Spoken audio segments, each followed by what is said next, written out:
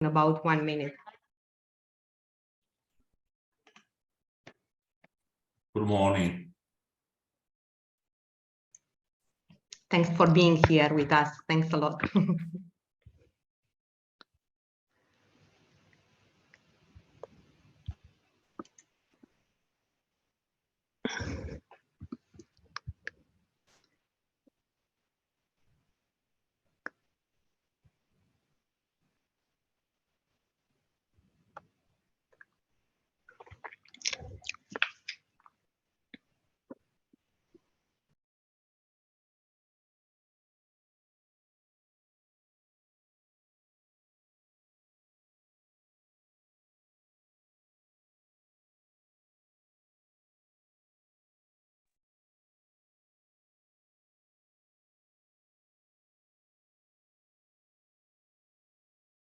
According to my time, it's time to start our meeting. Welcome again to everybody. I am Carola Brezeanu.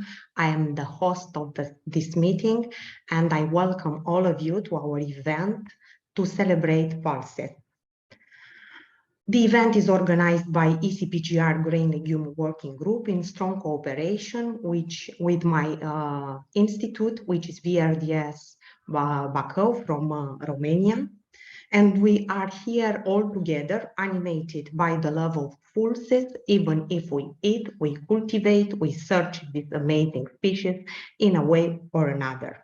I express my gratitude for your presence here, all of you, especially the presenters who volunteered to make this event possible, and also to entire support given by my team, and I meant here the technical support.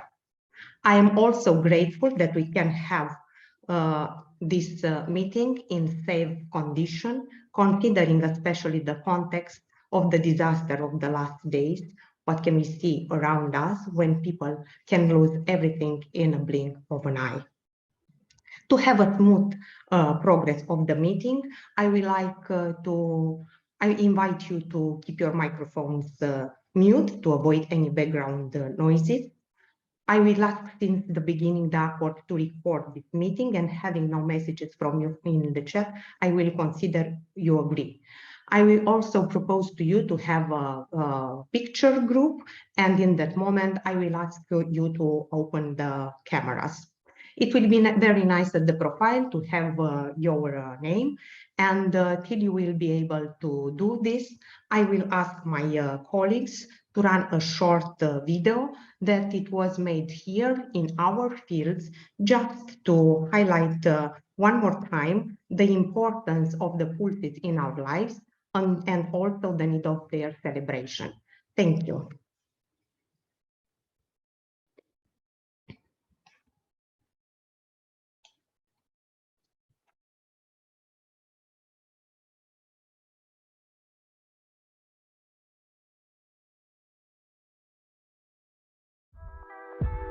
On February 10th every year, we celebrate World Pulses Day. But what exactly are pulses, and why do they deserve their own day of recognition?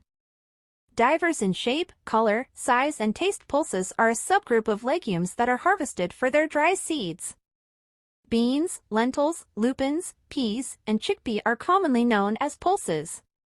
The world of pulses is much more than that, and pulses can surprise you with their versatility. Pulses are wonder foods for both human and environmental health. They are high-fiber foods, a vital and generally inexpensive source of protein, full of vitamins and minerals that can help prevent diseases like diabetes and coronary conditions. Pulses are also an environmentally friendly food source. Many of them are also drought-resistant and climate-resilient, their genetic diversity helping them adapt to changes in climate. They also help to improve soil health by fixing nitrogen, which can lead to better yields in future crops. Pulses can be stored for a long time and therefore can help to increase the diversity of diets. Join us to celebrate and to conserve the pulses' diversity for a sustainable future. Whether you're incorporating them into your diet or supporting pulse farmers, every little bit helps to make a difference. Love pulses for a healthy diet and a sustainable planet.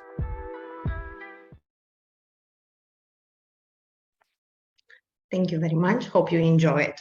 Related to the Related to the program, you already saw the agenda. In the introduction, we will have 3 short welcome and introductory messages, followed by the diverse talk in terms of topics, crop, uses, and affiliation of the presenter. We agreed to have 7 to 9 minutes per presentation, and I encourage to address your question in chat. It will be possible at the end of the presentation. We will continue the discussion with those still available to remain with us. Thank you very much. The first presentation, it will be given by Sandra, who she is the scientific officer of ECPGR, and she will give us an introduction related European Cooperative Program of Plant Genetic Resources. Sandra, the floor is yours. Thank you, Creola, for inviting me to this exciting event and for taking the effort to do this. I'm sharing my screen. Is that the plan? Okay.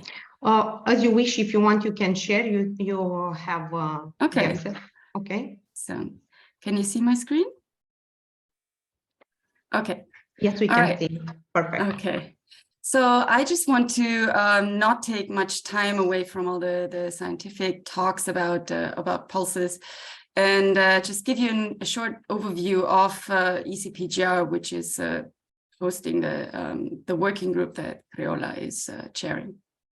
The European Cooperative Program for Plant Genetic Resources is a program that's been working for more than 40 years within Europe, covering most European countries, and the goal is to collaborate in efforts to ensure the long-term conservation and facilitate use of plant genetic resources in Europe. We have currently 35 member states and work through different programs. In late 2021, we published a plant genetic resources strategy for Europe, which outlines goals and necessary actions and step changes that we need to pursue over the next decade to ensure we maintain our diversity and conserve the genetic resources that we have in our continent. ECPGR is funded through member country contribution and governed by a steering committee that's made up of national coordinators from the member countries. We implement our work through working groups, such as the Grain Legumes working group led by Creola, and other crop and thematic working groups. We also work through documentation efforts and other projects that I will shortly introduce to you. One of our main outputs and products is the UNESCO Search Catalog for Plant Genetic Resources, where we catalog PGRFA diversity available in Europe. We have currently more than 2 million accessions that are listed in this database. Those are held by more than 400 holding institutes across 43 national inventories or countries. You can see the large number of different genera and species that are covered through in this database, and this highlights also the diversity of plant genetic resources that we cover. EGIS is a European, say, decentralized version of a how do you say, a European collection, which basically tries to collect unique accessions across different holding institutes that are flagged in UNESCO. And currently we have about 70,000 accessions that make up this decentralized European collection. We also publish a open access journal for the generous community. It's called Genetic Resources. We do this we started this as part of a European project, Generous Bridge, and continue to publish it together with a European regional focal point for animal genetic resources. Please check it out, especially this paper that might be of interest for you It explains the history and impact of the bean collection at SIAT, written by Daniel de Boek. Finally, one of our recent projects is a European Evaluation Network, and I am mostly working on that project. It aims at increasing the knowledge on germplasm held in our European gene banks by improving passport information and creating characterization and evaluation data to be added to the EURISCO catalog. We want also, of course, to promote the use of gene bank germplasm, and do this through public-private partnerships that help us also increase the number of and diversity of stakeholders that use our plant genetic resources.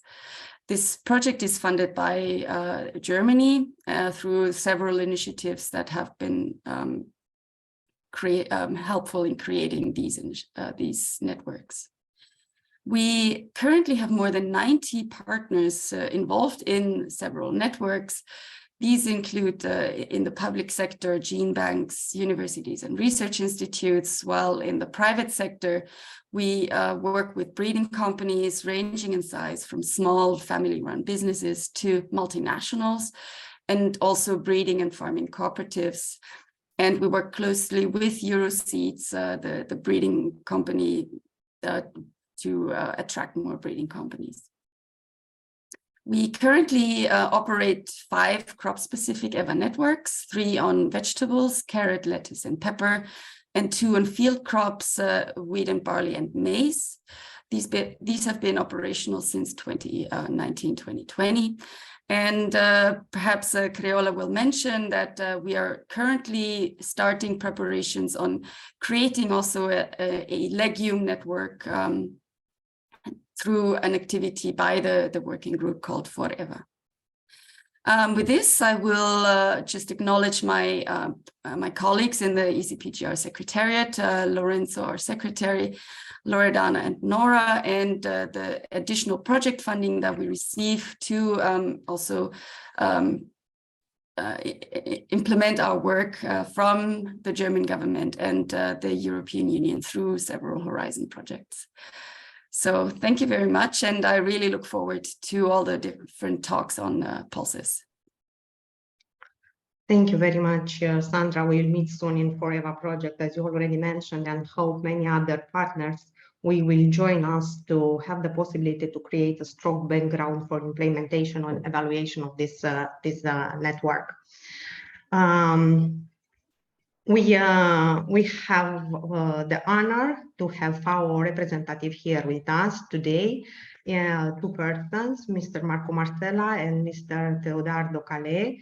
We have the honor to receive the message of Dr. Calais, which is the Agricultural Officer at Food and Agriculture Organization of United Nations. Welcome and many thanks for accepting our invitation, especially in the context of this busy day when a lot of major events are planned to celebrate pulses. The floor is yours. Thank you. Thank you. Okay, before I start, I would like to thank Mrs. Creola for the invitation to provide this opening remarks on behalf of the Food and Agriculture Organization of the United Nations for the celebration of the World Pulses Day organized by the Grain Legumes Working Group that she head of the European Cooperative Program for Plant Genetic Resources.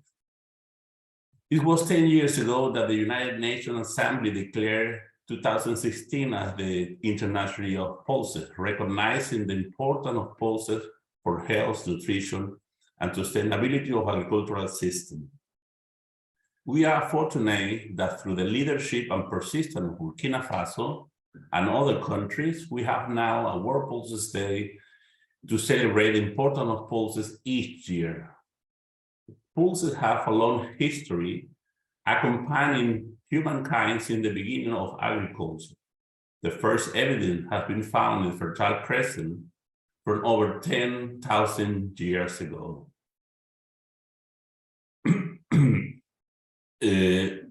Pulses are very important food and essential part of the healthy diet. They contain substantial amount of micronutrients and are an important and affordable source of plant protein, thus maximizing agricultural contribution to nutrition. In this regard, agricultural diversification with pulses can also ensure access to nutrition food. The long life and affordability mean that it also increases availability for challenged countries and other regions, and also an opportunity for us to reduce global food waste. This contribution has been especially highlighted as critical during the COVID-19 pandemic. Pulses play a key role in achieving better food systems based on their capacity to improve the sustainability of agricultural production system. They can improve soil health and boost farmland productivity while generating smaller carbon footprints. Pulses advance equitable livelihood. From an economic perspective, they have a higher selling price than other pulses, than other staples, and so offer opportunities to farmers to improve their income and standard of living. FAO is committed to improving the production and consumption of pulses as a means to enhance food system while ultimately achieving multiple sustainable development goals. However, in order to pursue this aim, we fully recognize that we need to work side by side with all relevant stakeholders, including so many of you who are participating in and listening to the celebration. A key factor for success of the International Day of Pulses was the exemplary collaboration between the public and the private sector. We need to enhance and strengthen this collaboration and partnerships to more successfully promote pulses and sustainably transform our agri-food system. I'm looking forward to today's presentation, and I will be remiss if I did not invite you to continue the celebration of the Pulses Day by participating in another World Pulses Day celebration event that FAO will convene in this afternoon. I hope you will join us, and we are thrilled to have important speakers from around the world. I wish you a very productive World Pulses Day, and let's be sure to share the message why we all love pulses. Thank you very much. Thank you very much for your highlights, which are meant to motivate us to continue our work and our research on pulses. I propose to share in the chat, if you want, the link for registration for the next event. Maybe people will have the possibility to access it easier in this manner. I will also like for those who want to open their cameras to take a photo group now. And after that, I will continue with the short presentation on grain legume working group. Aline, you will help us, okay? Yes, sure. And you will let us know when you finish.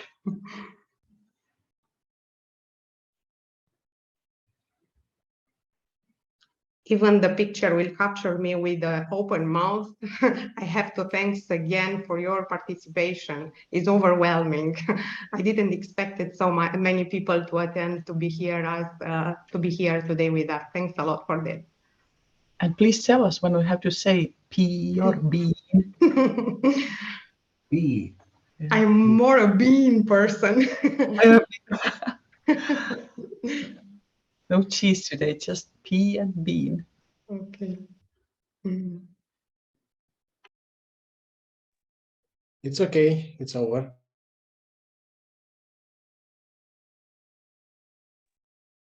It's okay. Thank you. Thank you.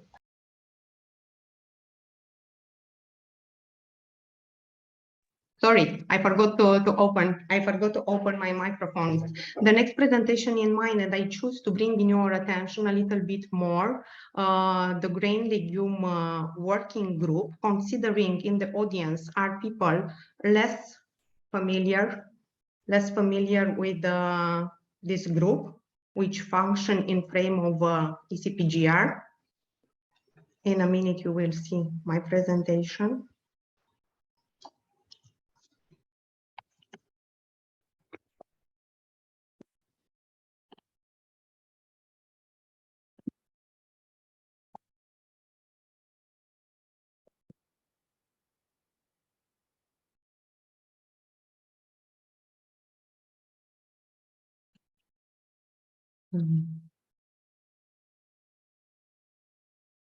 Hope you will see it now. Can you see it? Yes. Okay. As Sandra already showed you, this scheme reflects the structure of ECPGR structure. There are two different types of groups, one focused on crops, the other category focused on thematic. Our group is the subject of the first category among other groups.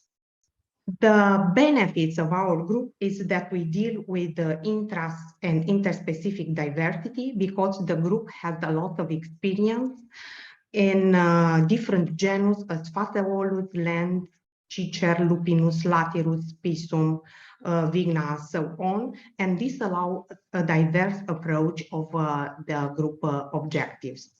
The Grain Legume Working Group includes 96 members, which are located in 37 countries. The countries are well represented and counts between 1 and 4 representatives, and with some small exception, as you can see in this image, when some countries are highly represented. The structure is flexible. Other members are allowed to join us. We do not have a maximum number. It's important to have the accord of your national coordinator and also to identify a common objective with our activity. The strong point of the structure of ECPGR groups, I consider, is also the expertise of members. In the same group, we will meet gene bank curators, crop specialists, information documentation people, plant breeder, policy and law, and other expertise. And this facilitates our mission to secure plant genetic material and also allows us to have a complex approach issues related grain legume in different locations in Europe.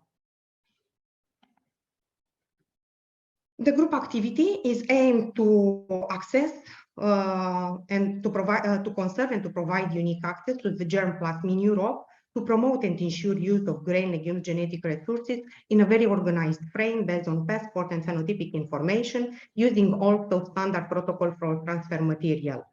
Other specific objectives, as already Sandra mentioned, are to promote on-farm conservation and to improve in situ conservation and use of grain legumes and also their crop-wide relatives. And here is quite a challenge. Challenges are consistent and the progress in different country members are different. As target audience, we have user groups, policy makers, and various interest groups. User groups are those who bring value to our work, and they are representing for breeding, science community, farming, seed savers, and also community seed banks, which are our close collaborators.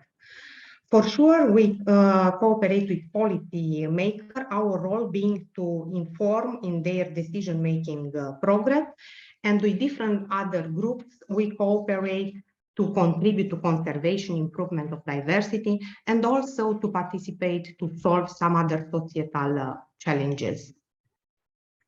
We need some tools to reach these objectives, and I listed here only a few of them: different funding schemes, national collections, and UNESCO.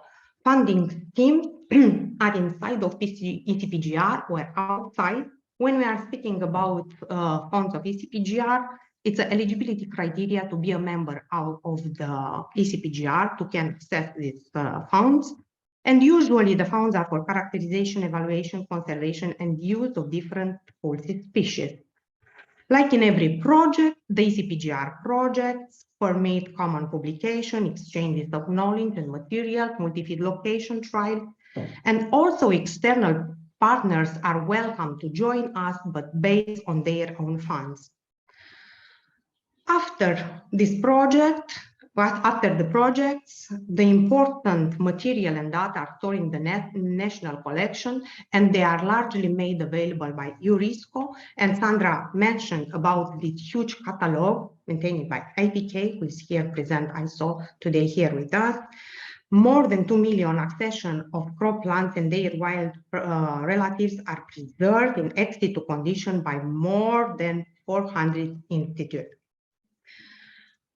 Related our developed project, in the last period, we were active. We already implemented in frame of ECPGR 2 different projects, Smart Leg, which was focused on Phaseolus, and U-Grain Leg, it was about Lathyrus diversity. Both these projects have the final report project published already on ECPGR site, and the results can be consulted there.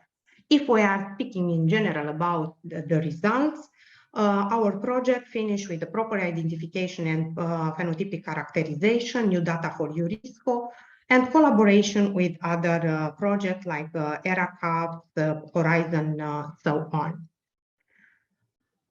I mentioned we were active, so we are ready to start another 2 projects funded in ECPGR. They are in contracting phase. They will start in this spring, in March. One is focused on local germplasm. The name of the project is Explodive. 12 partners will focus on local germplasm and valorization of the grain legume diversity with the aim to identify and secure materials. Particularly, we will look to identify capacity for resilience to climate change. Another major project is EVA project.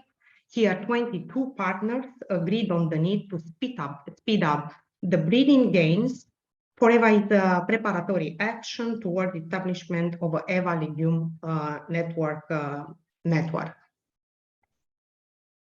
As I mentioned, because we are group with strong links, we know each other, we know the expertise, we have the benefit of cooperation in frame of ECPGR, and this allows us to continue the cooperation in frame of other projects. Here I listed only a few of them, Horizon Project and ERACAP, strongly linked with ECPGR objectives.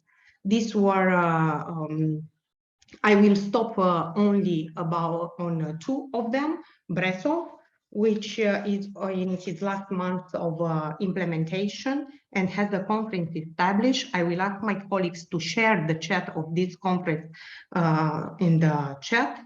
I encourage to follow up this project results. From legume species, the project was focused on Phaseolus vulgaris, pulses, but also snap bean. And you will find important information about resilient material for cultivation in organic system, and more than that, specific practices to exploit the benefits of beans introduction in crop rotation with broccoli and tomatoes. Another major project where a lot of members of our group are involved is in Greece. Probably some of you already heard about this, this project. I will say now just the project has a very interesting citizen science approach, but you will find more details about during the next presentation. This is our group in very short terms. A lot of additional information related descriptor, databases, published documents, you can find in the link. We always will be shared in chat by my colleagues. We are open for communication, or our contact details are listed there. So I wish in the next minutes to enjoy all presentation and to discover novelties and challenges, solutions, and new ideas for networking with our group. Thank you very much.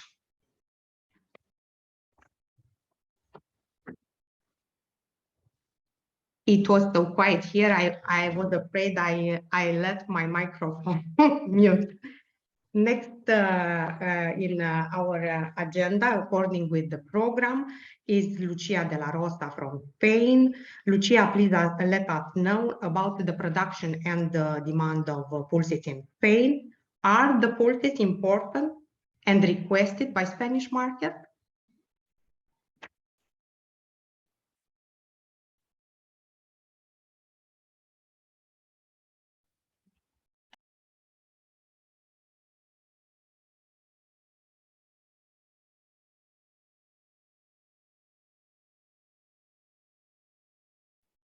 Please open the microphone.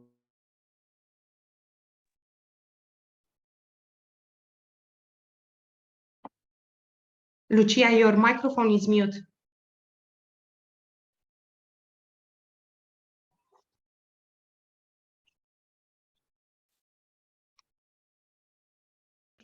Okay, I'm Okay. here. Okay, Hello. we can hear you perfectly now. Yes, thank you. I will try to share my screen. Okay, could you see my screen? Could you see my screens, please? Yes, Yes, yes. we can see it. Okay, thank you. Thank you. Good morning, everyone. It is a pleasure for me to be here today with all of you to share information and time speaking about this important subject that is the pulses, and especially today that is the Pulses Special Day. Thank you, Creola, for this initiative and to the effort to prepare this meeting. I will make this presentation that has been prepared with my coworker, Teresa Marcos. We both work at the Spanish Plant Genetic Resources Center that belongs to this institution, that is the National Institute for Agriculture and Food Research and Technology, that belongs to a bigger institution named CSIC, that is the Spanish National Research Council. And we have here also as member of the Spanish Legume Association, that AL, that is a no-profit association focusing in the support information of legume, and that act as a meeting point for the different sector of the legumes in Spain, both from the private and the public sector. In Spain, legumes are historical foods. The legumes pulses has been present in our diets in the Middle Age until now. They take part preferably of our winter meals in form of very popular and healthy dishes and different stews that as part of our cultural heritage. Together with these well-known grain legumes like chickpea, beans, or lentils, there are other like broad bean, cowpea, grass pea, or Phaseolus lunatus that take part also of our diet. I'm However, sorry, yes, sorry, yes, sorry, Creola, I think you can continue probably. Is someone who wants sorry, to address something? No, what you happened? can continue, Lucia. You can continue. Okay, thank you. What? Ya estaba. See? Yeah, I don't know what happened. Sorry. My colleague Teresa said me that the diapos was stopped. I now can see correctly my presentation. Hello? Yes, we can. Yes. Okay, thank you. I still with my presentation. This picture shows that here in Spain, we eat pulses. In this nice picture, we can see from some dishes made with pulses in the more traditional, like is this our popular cocido that consists in boiled chickpeas with some meat and some vegetable. There are other popular dishes like this named fabada, made with a big seeded Phaseolus variety from the north of Spain. This is the popular paella that includes Phaseolus lunatus in the preparation. This is made with a grass pea. We have popular dishes with lentil and new preparation like these cookies made with flour of different legumes, or this other exotic salad made with mango and lentils. But despite these good qualities, the real situation in Spain is that the consumption has decreased dramatically since the middle of the 20th century. I don't know what happened, Teresa. Está compartida. Sorry. Sí está en modo presentación, mira. Estoy en modo presentación. Es que yo lo estoy viendo así. ¿Así? No, yo lo estoy viendo como tú lo veías antes. Sorry, I don't know what.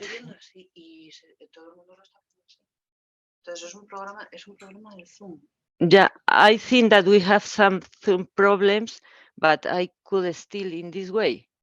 Could you see? The slides are quite big. We can see them. You can continue like this. Okay, Don't worry. okay. Thank you. Sorry, I don't know what is the problem. Yes, yes. Okay, I think that you lost this nice picture of our traditional dishes made with legumes, from the cocido to the new uses in exotic salad like this. But the real situation is that despite this important nutritional and gastronomic importance, the consumption of pulses in Spain had dramatically decreased in the middle of the 20th century, more than the 60%. And to say some date, we can say that we have passed from 7 kilos per person year in 1970 to less than 3 kilos per person year in 2009. Fortunately, it looks that this trend is changing as a result of policies promoting healthy, sustainable, and environmentally friendly diet, and that at this moment the consumption is around 3.5 kilos. That is more or less one ration per week. So far, from the 3 or 4 ration per week recommended by the nutritionist. Some important highlight, we can say that the consumption increased near 40% between March 29 to March 2020. The reason, here we have some graphic to explain this situation. In this part, we can see the per capita consumption on pulses separated the dry seed from the cooked preparation. We can see that we have some increase in the total consumption due mainly to the use of ready-to-eat preparation. And in this other graphic, I want to underline that in relation with the consumption of bean, chickpea, and lentil, there has been a peak in this part that is related with the pandemic effect, because during this time in Spain, the consumption of grain legumes was staggered, probably due to the easy way to conservation and to acquisition, and also by the low prices compared with other protein sources. That is the same that our FAO representative has said. Now I want to show some figures about the harvested area and the production in Spain. I have put together with the pulses for food, some pulses use it as animal feed, because most of them have followed the same actuation. Here we can see the data of the main legume species harvested in Spain since 1961 to 2021. We can see a clear decrease in this part of the time, with some increases over there that I will explain next presentation. Here in this figure, I only want to underline that apart from these very well-known species, there are others that has been important in our agriculture, like Vicia or one-flowered vetch or Vicia narbonensis, narbon bean, that are used usually as animal food, but sometimes Vicia articulata, by the way, has been used for human consumption. In this other graph, we can see the evolution of pulses production in Spain in the same period of time, and we can see that the tendencies are the same, with some exception that we can comment.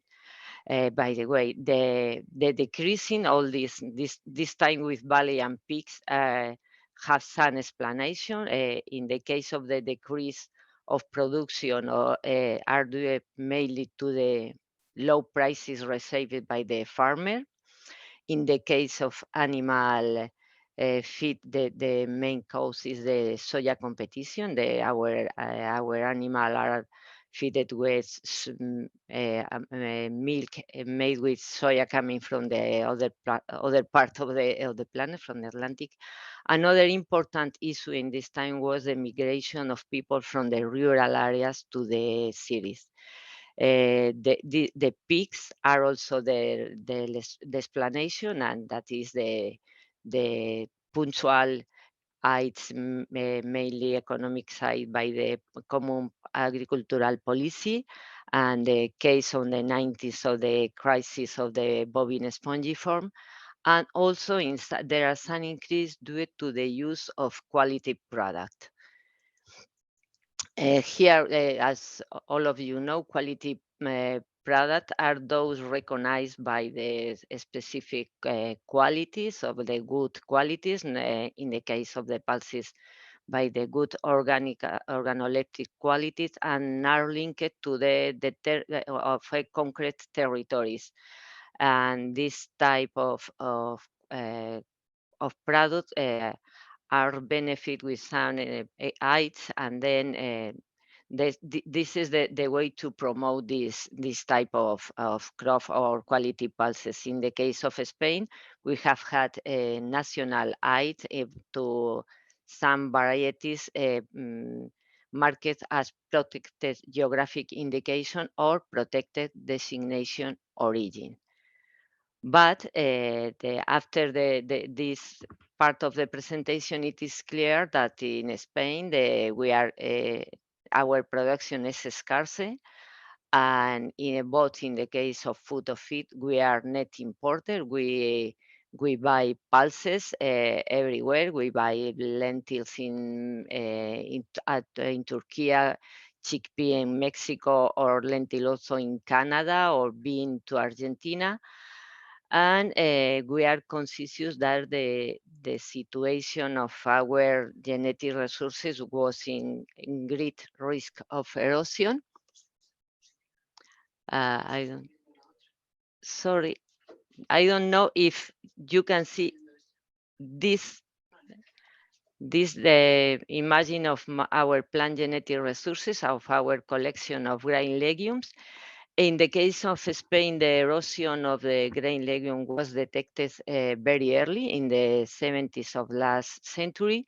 Then the activities of collection of grain legume started very, very early.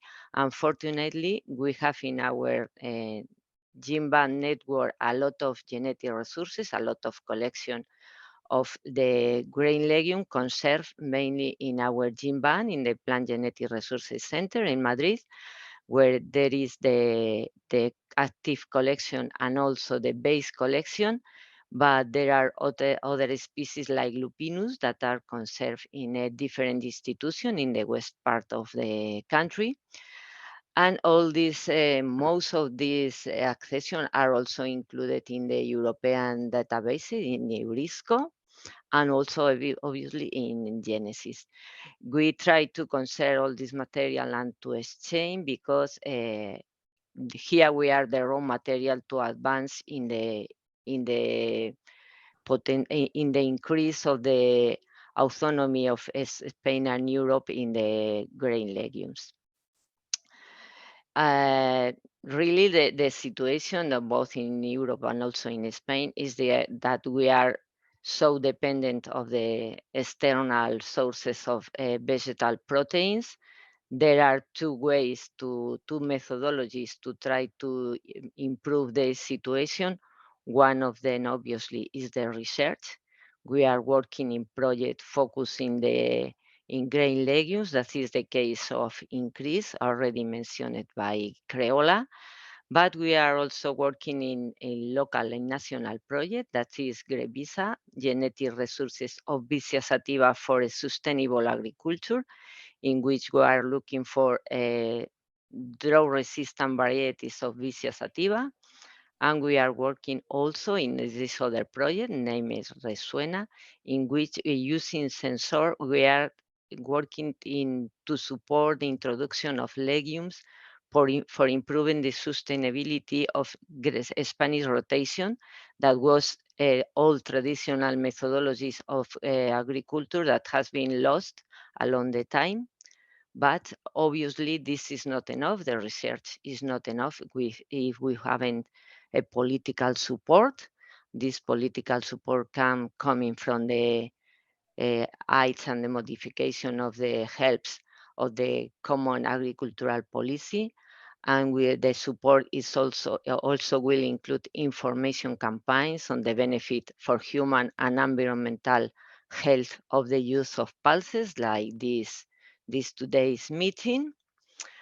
And to finish my presentation, and I want to announce the 4th International Legume Conference that will took place in Spain next September in the city of Granada. This is my last diapo. Thank you very much, all of you, for your attention. And I apologize because I think that we have had some problem with my presentation. Thank you, all of you. It's okay, Lucia. Thank you very much. We saw the presentation. We are close collaborators, even if we never met in person. Hope we'll have this chance in the future. It is not very pleasant for me to ask you to keep your presentation in 9 minutes if it's possible. Another place with the events planned today with the occasion of the World Pulses is Vavilov Institute of Plant Genetic Resources, from where Margarita Vishniakova, head of the Department of Genetic Resources of GrainLeg, will let us know about legume as an important ingredient of healthy nutrition. Margarita, the floor is yours for the next 9 minutes. I know you have another event after. Thank you very much. Good morning, everybody. I am very glad to see you. And I am very glad that I see again my old friends, especially Penelope and Lyubov. And I'd like to tell you about some essence of legumes green legumes in Russia. Okay. I think that in this audience, it is not necessary to tell about the value of green legumes, and I missed this slide. And I'd like to show you and to think about consumption of pulses in the world. You see we see in these pictures that the most of them is consumed in India. This picture tells us about kilograms per capita, and here we see the energy per capita. And as a rule, they consider that it is food for poor men, poor people. But here we see that the second place in energy per capita has United Arab Emirates, and we see here UK, USA, and Germany. It is not only Israel and Brazil. They are not very poor people there, I suppose, live. Nevertheless, they understand the value of pulses and they consume them in a big amount, comparatively a big amount. Here we see another picture and pulses consumption per capita in some countries. Yes, it is really, there are poor countries, but in Europe, it is they consume a lot of them, 40 kilograms per capita, 25, and so on. In Europe, much less. And as a rule, no, but there are some opinions that developed country in average consume 3 kilograms per capita and developing about 7. And what is in Russian Federation? Nobody knows, because there is no exact and detailed statistic on this question. And as a rule, they consider that about 2 kilograms per capita. When we know that there are different disadvantages in eating pulses, we know that there are low content of essential sulfur-containing amino acids, presence of anti-nutritional substances, and presence of oligosaccharides. But there are some solutions. For instance, a diet that combines grains and legumes, heat treatment, cooking, after cleaning, soaking, enzymatic treatment, and soaking seeds before cooking. But we know, as a specialist in genetic resources of pulses, that there is another way, searching for sources of high quality seeds in the gene pool in our collections. Next. Oh. And ideally, pulses should be as indispensable part of a healthy diet and make 5–10% of our diet. And we know that cereals are considered as a source of energy. Vegetables and fruits are essential for regulation of metabolic processes, and pulses are considered crops of bodybuilding, components for creating the muscle mass of the body. You see this illustration. The production of pulses needs to be expanded with the use of new food technologies. In our country, this is extrusion processing, pressure and temperature, and obtaining products for mass food enterprises. And this technology could be used for peas, lentils, chickpeas, decreases the time of cooking. Creation of protein textures, almost all pulses are suitable for this, not only soybean, as we used to think and to use. Making popcorns, snacks, production of biologically active additives. And biofortification is now very actual, and I suppose that you all know about this. What can we do for improvement and popularization of pulses in Russia, having the largest, most diverse and unique collection of grain legumes in Europe? Here I show you these numbers, content of our collection. It is 49,000 accessions, and these are crops, and it contains 215 species.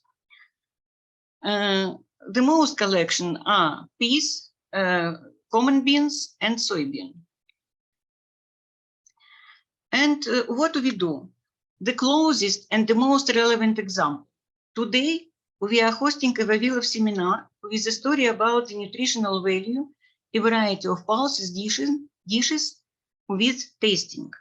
We cooked and bought a lot of different dishes from pulses, and it is not traditional for our institute to have such a seminar with tasting, and a lot of people are going to come to our seminar. This is an announcement in Russian, and it is World Pulses Day.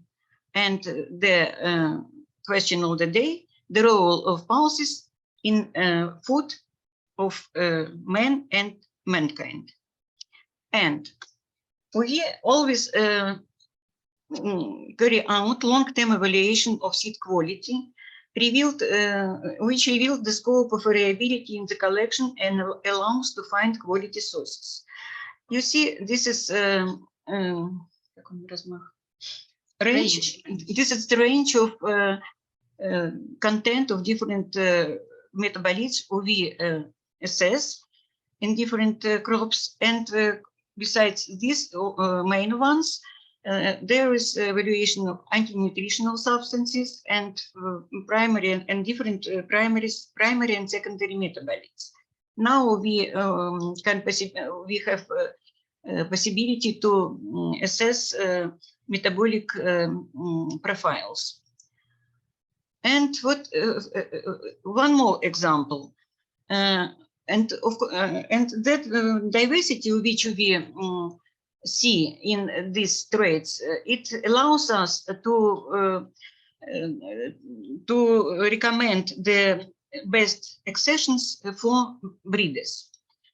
About vegetable pea, which one of our stations, experimental stations, Krymsk, it make a breeding of these varieties, and we studied an important feature of garden peas, which is not yet always evaluated. It is the high content of amylose in the grain, which contributes to a longer dehydration of seeds during ripening, thereby increasing the duration of technical ripenings of the variety. Amylose content was screened and its screening and its association with other traits is studied. The best accessions with this trait have been revealed, and maximum starch in these seeds was 35 and 0.8. It containing vegetable piece I underline, because for dry piece it is much more. And the amylose content is about 76.3% of the total starch. And the best varieties are recommended for breeding of varieties of garden pea. Innovative pulses for Russia and new perspectives of their use. Chickpea is a native crop for Russia, and increase in chickpea production is the most noticeable change in the structure of legume cultivation in our country. Back in about 10 years ago, no more than 100,000 tons were harvested in Russia. But now it is much more, and now about 430,000 hectares and are occupied with chickpea in Russia. Here we see, but I have to tell these are regions. Of course, it is these are southern regions: Volgograd, Saratov, Samara, Orenburg, Rostov, and other regions of Russian Federation, which chickpea is produced. Here is pictures about export for Russia. 22 is less because there are only from January to May data. And I have to tell that chickpea mostly export crop in Russia. But now we popularize, how to say, we think that it will be popular in Russian Federation, in Russian population, because it wasn't the crop of Russian mentality. It became now more or less the crop for familiar for Russian people, and previously it was mostly for Asian republics of USSR. As for us, as for our department of grain legumes in our institute, we intensified the work with the collection regarding the adaptive potential of the crop and the expansion of its production area, as well as the study of wild species as sources of traits of adaptivity. Up to now, there have been created two varieties for the environment of central Russia, not southern regions. One of them was created in Pir, in our institute. It is the proof of the expansion of chickpea production area outside of its traditional area to the north. And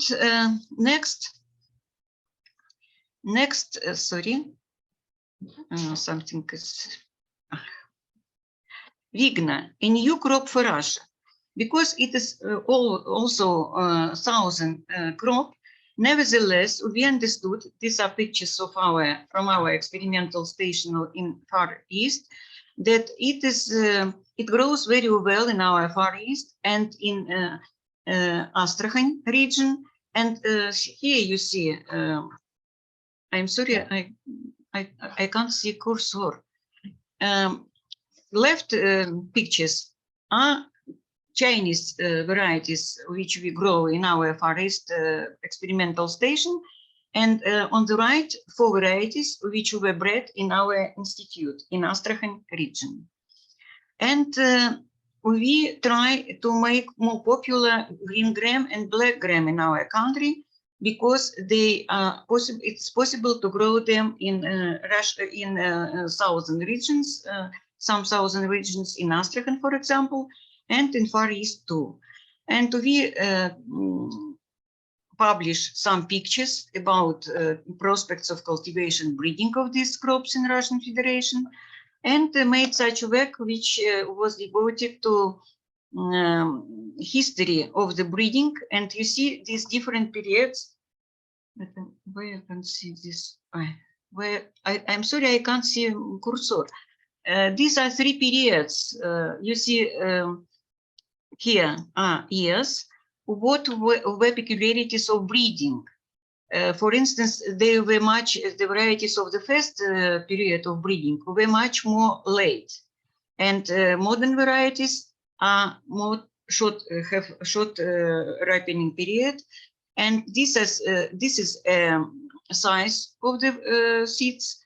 You see that first period was characterized by a very small size, then it was much better, much more, and the last period is more or less big, large seeds. And this is about, I'm sorry, there should be seed per plant. It is seed productivity of the plants. It is a little, something happens with this, not weed, but seed. So it was very interesting to understand the characters of breeding in different periods of breeding of the crop. And here we made a descriptor. Our scientist Marina Burляeva made international descriptor for Vigna, because we study this crop more detailed now than before. We have not such descriptor. And now we study new possibility of using and eating Vigna in seedlings. And we study seed how different varieties, how different accessions of the collection, what seed germination process they have, what seedling length, what seed germination energy, and so on. And the best varieties are chosen for this this direction of breeding new varieties. And Margarita, here, please be so kind and try to conclude. so I finished. So we are under stress. Thank you very much. And I have to apologize for my English, because for a long time I didn't speak this language. Sorry. Thank you very much for your presence. I wish you good luck with your events. I know you will not be able to attend in the end. That's the reason I ask people who have questions to address them directly by email. Your contact can be found on ECPGR site. Thank you very much. Next presentation, it's from Italy, Angela Piergiovanni. From Institute of Biosciences and Bioresources will lead us in traditional food uses of Vicia articulata in Italy, and probably we'll have reason to regret not having an in-person meeting to have also the chance to test some traditional Italian food. Angela, the floor is yours. Yes. Do you see my presentation? Yes, we can see it. It's not in presentation mode, but we can see it. Yes, yes. Yeah.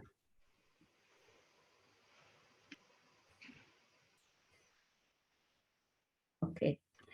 Good morning to all. Thanks, many thanks to Creola for the organization of this interesting meeting, and that give me the opportunity to present the situation in Italy of Vicia articulata uses. And this is a dramatic example of genetic erosion affecting land races in Italy. And it is known that legume species are cultivated from very, very long time in all the world, and they are uses as they use as grain foods. But in addition to the most popular species, such as common bean, chickpea, lentil, and so on, there are also other minor species that were used by local community as a source of vegetable proteins. And here there is, in this slide, there is a list of Bicha species that are used as a source of protein, are used as food. And this they are is reported also the geographic areas where they were cultivated, and also the food use, mainly seeds. Bicha articulata was a species that in the past was cultivated, extensively cultivated in Mediterranean areas. And this is testified by a lot of carpo remain that have been found and studied in several areas in several countries. But progressively it was replaced by with the other legume species. Presently, in recent time, it was the presence of this Bicha species has been described in small areas scattered from the west to east side of Mediterranean Sea. And in this picture, there are just some example. Canary Island, that is outside Mediterranean Sea, of course, but also Spain, and as concerned the east side of Mediterranean Sea, Santorini Island. But in these areas, the main use is of this species is fodder crops. As concerns Italy, the history, the evolution of cultivation and the use of Bicha articulata can be constructed by analyzing historical document or book available. And here is a construction of this history. Of course, it's a summary of the history. About 2 centuries ago, it was described the presence of cultivation in Apulia region, that is in the south of Italy, a region of southern Italy. But 1 century ago, the cultivation was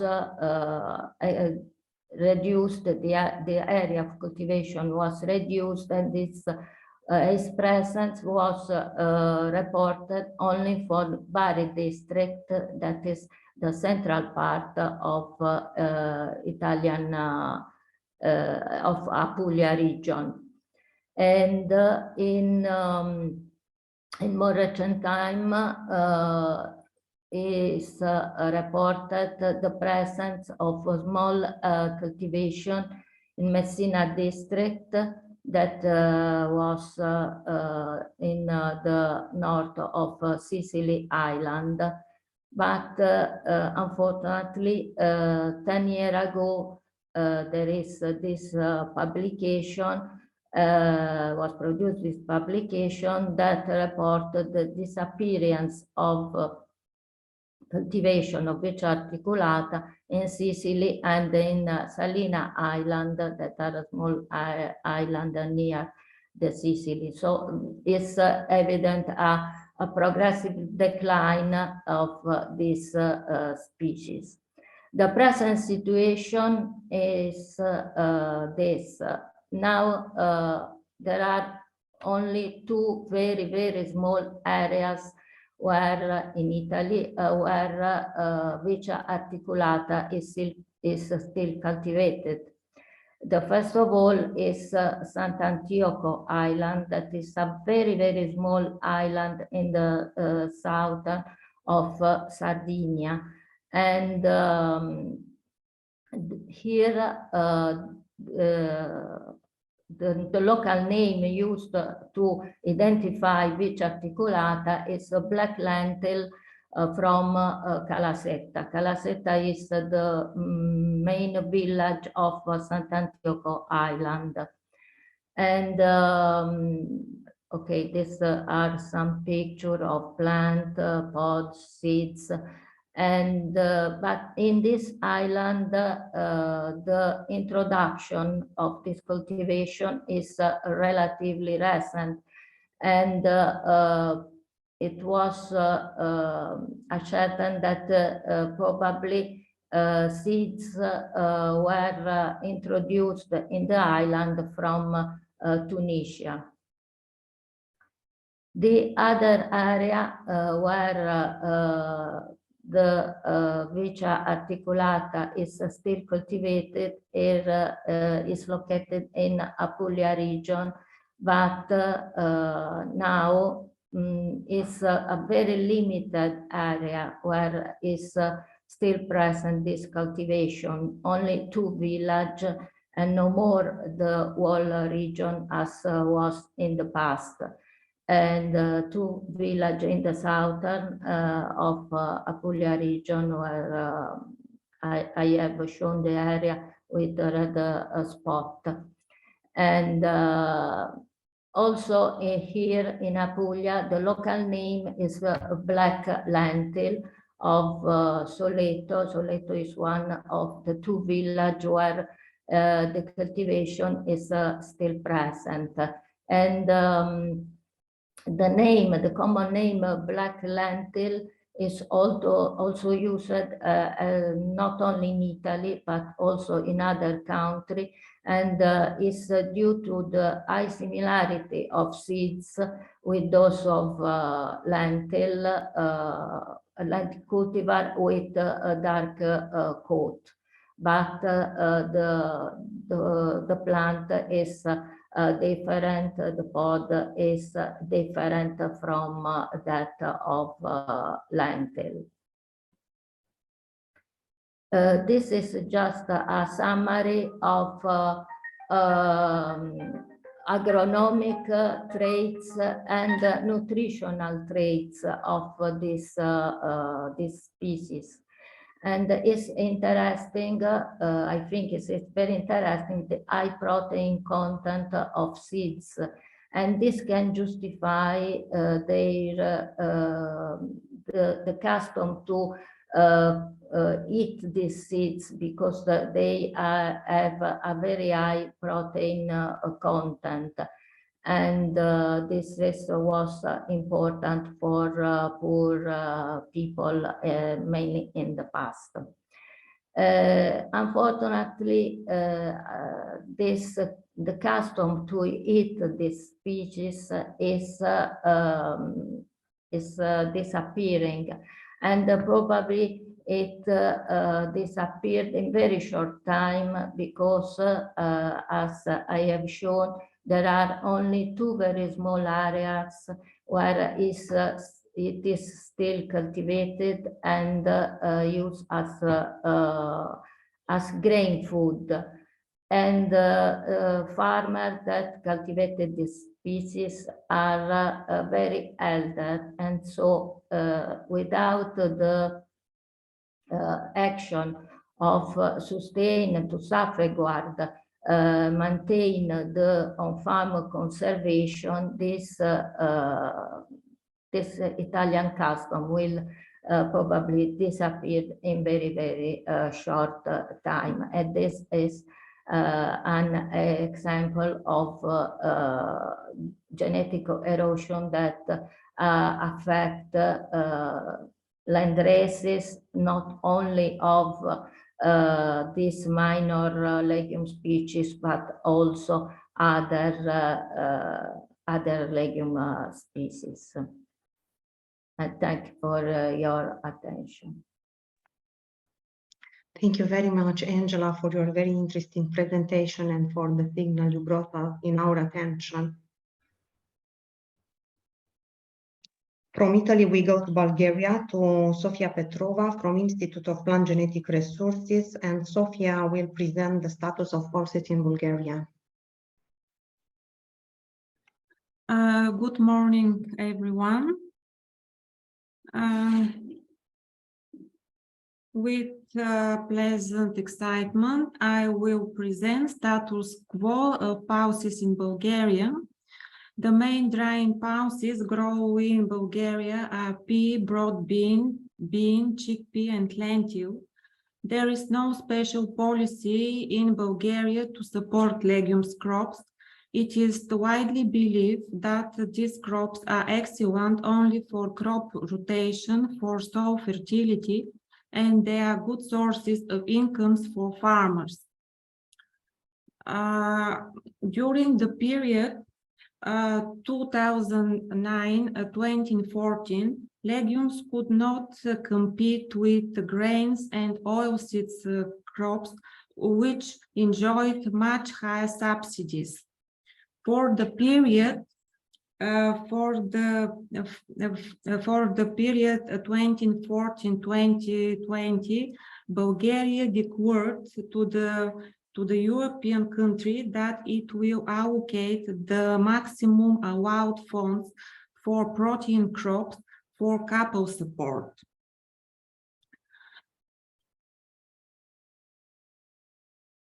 The next slide.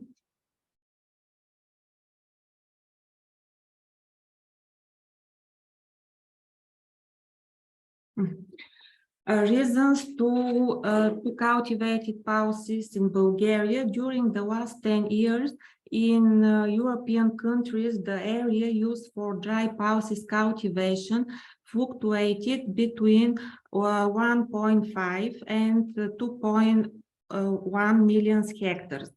In Bulgaria, since 2013, the area was growing considerably.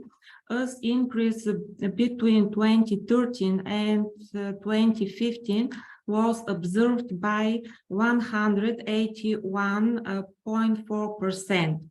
However, during the last 5 years, there was a significant increase in the Bulgaria in the area and the production of protein crops. There were several reasons for this. The introduction of a new European Common Agricultural Policy, green measures started in 2015. Considerable incomes of growing these crops, good sources to increase the soil fertility. The next slide is an increase of areas occupied by pea, lentil, faba bean, and others in Bulgaria. During the period 2007 to 2014, the areas growing dry pulses were small, under 10,000 hectares. In the recent years, an increase in the area of protein crops is observed about 136%, in 2018 compared to 2014.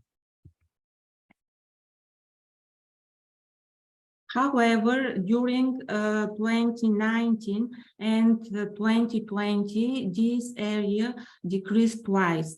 The reasons for the observed reduction are the refusal of farmers to produce these protein crops, the low cost of important protein crops. In 2021, there was a slight increase in the area of pulses. A harvested area and average yield of the main drying pulses in Bulgaria. The first figure, it is to show that during 2017-2018, the harvested area by pea, chickpea, and lentil are the largest. Concerning bean, the harvested area are the largest in 2017 and 2020 years. On the second figure, it is shown that for pea, lentil, and chickpea, there were the highest average yield in 2017 and 2019, while for bean, it was the highest in 2018 and 2021. Total harvest production from pulse in Bulgaria. The table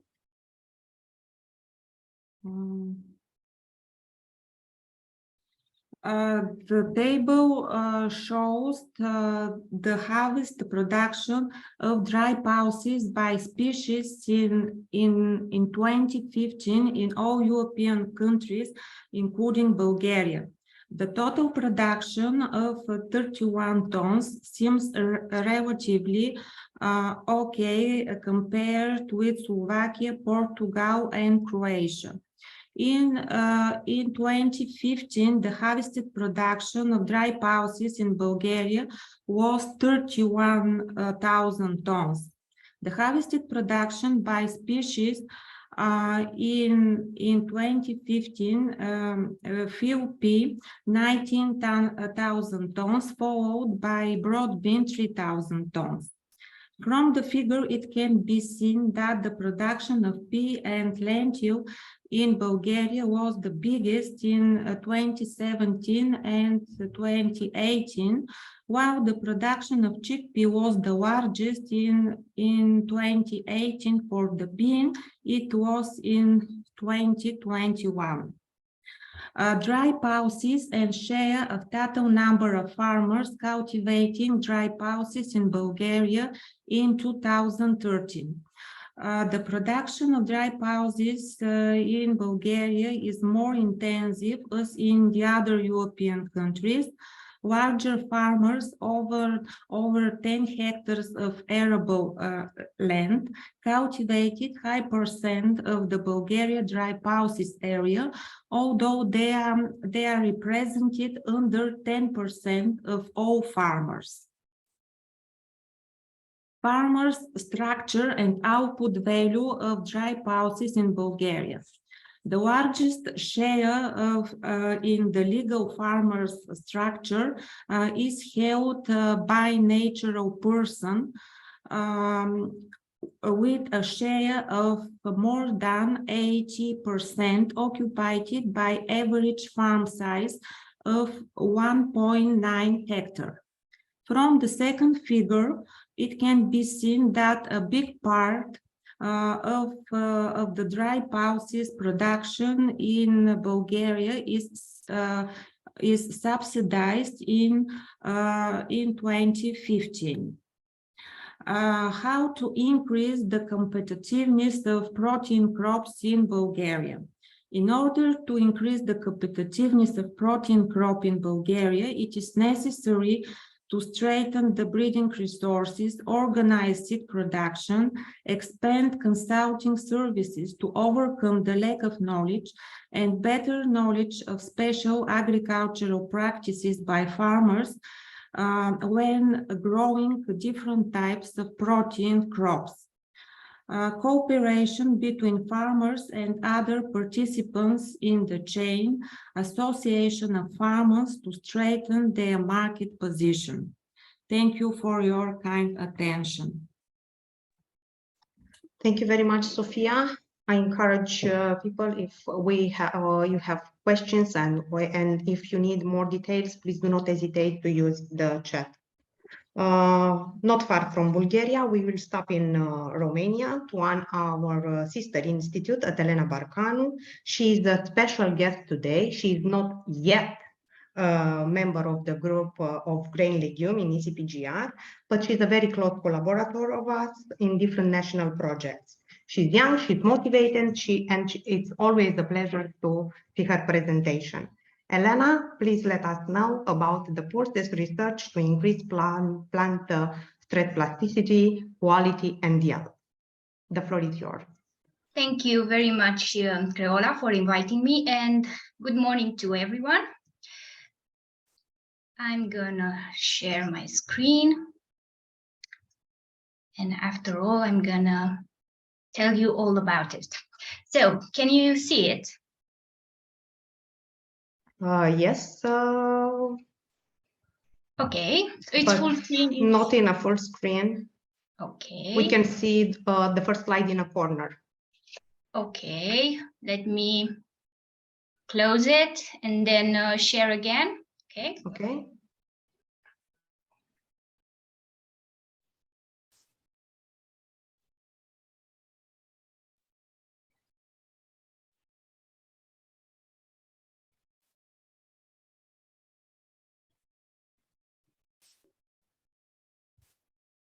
How about now?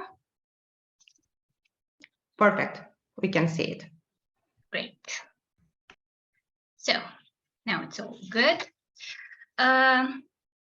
Today, I would like to say a few words about the project that I made in collaboration with Vegetable Research Development Station from Bacău, Iernut and the Bulen Sands, and also with the National Institute of Research for Agriculture Machine from Bucharest.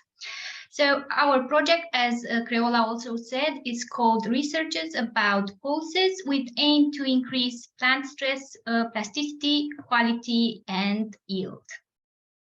So those were our partners. First of all, I would like to say a few words about the relevance and importance of this type of project. As we all know, the climate change appears to be one of the greatest challenges humanity will face in the coming decades. And from an objective perspective, according to Eurostat data, globally, after year 2000, we have a significant increase in the average temperature. So in Europe, more specifically, we have a significant variation between 1.5 to 2 degrees Celsius, as I say, post year 2000. So what is this means exactly? Well, the increasing mean of deviation of temperature indicates more unpredictability and more extreme weather events with major negative impacts on plants and, of course, on us, on humans.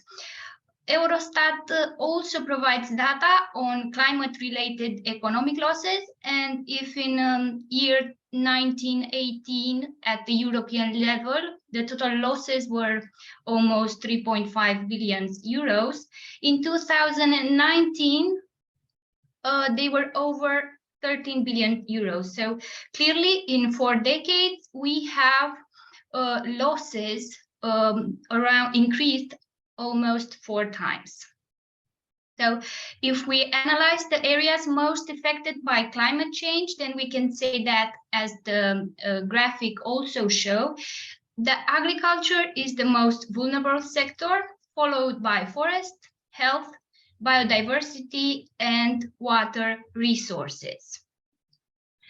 Next, I would like to discuss the effect on climate change on plants, and to be more specific, I will speak about stress. Plant stress indicates the external condition that adversely affect plant growth, development, or productivity. A plant stress usually reflects some sudden change in the environmental condition. However, in stress plant tolerant species, exposure to a specific stress leads to acclimation. And this acclimation is specific stress in a time-dependent manner. So plant stress can be divided in 2 main categories as I sketch in the images. So it's biotic and abiotic stresses. Abiotic stresses imposed on plants can be physical or chemical, while biotic stress on crop plants, it's a biological unit. So some stresses on plants can injure the plant and thus develop several metabolic dysfunction. If the plants are injured, they can recover if the stress is mild or short-term, as the effect is temporary, while severe stress can lead to crop death. So such plants are considered sensitive to stress. Abiotic stress is what caused major stress losses worldwide and include radiation, salinity, flooding, drought, extreme temperatures, and heavy metals. So since the plants are static in nature, they have no way to escape these environment factors, so they have developed various mechanisms to overcome this stress caused by abiotic and abiotic stresses. So plants sense the external stress environment, stimulate themselves, and then generate appropriate cellular response, making the plant stress tolerant. So biotic stress in plant, it's caused by a living organism, especially viruses and fungi, nematodes, insects, and weeds. Biotic stress directly deprive the host of nutrients that can lead to the plant death. So despite the lack of an adaptive systems, plant can counter-react biotic stress, thus developing certain strategies. So the defense mechanisms that act against these stresses are genetically controlled by plants' genetic code. As I say, the insects are the main biotic stressor responsible for crop losses worldwide.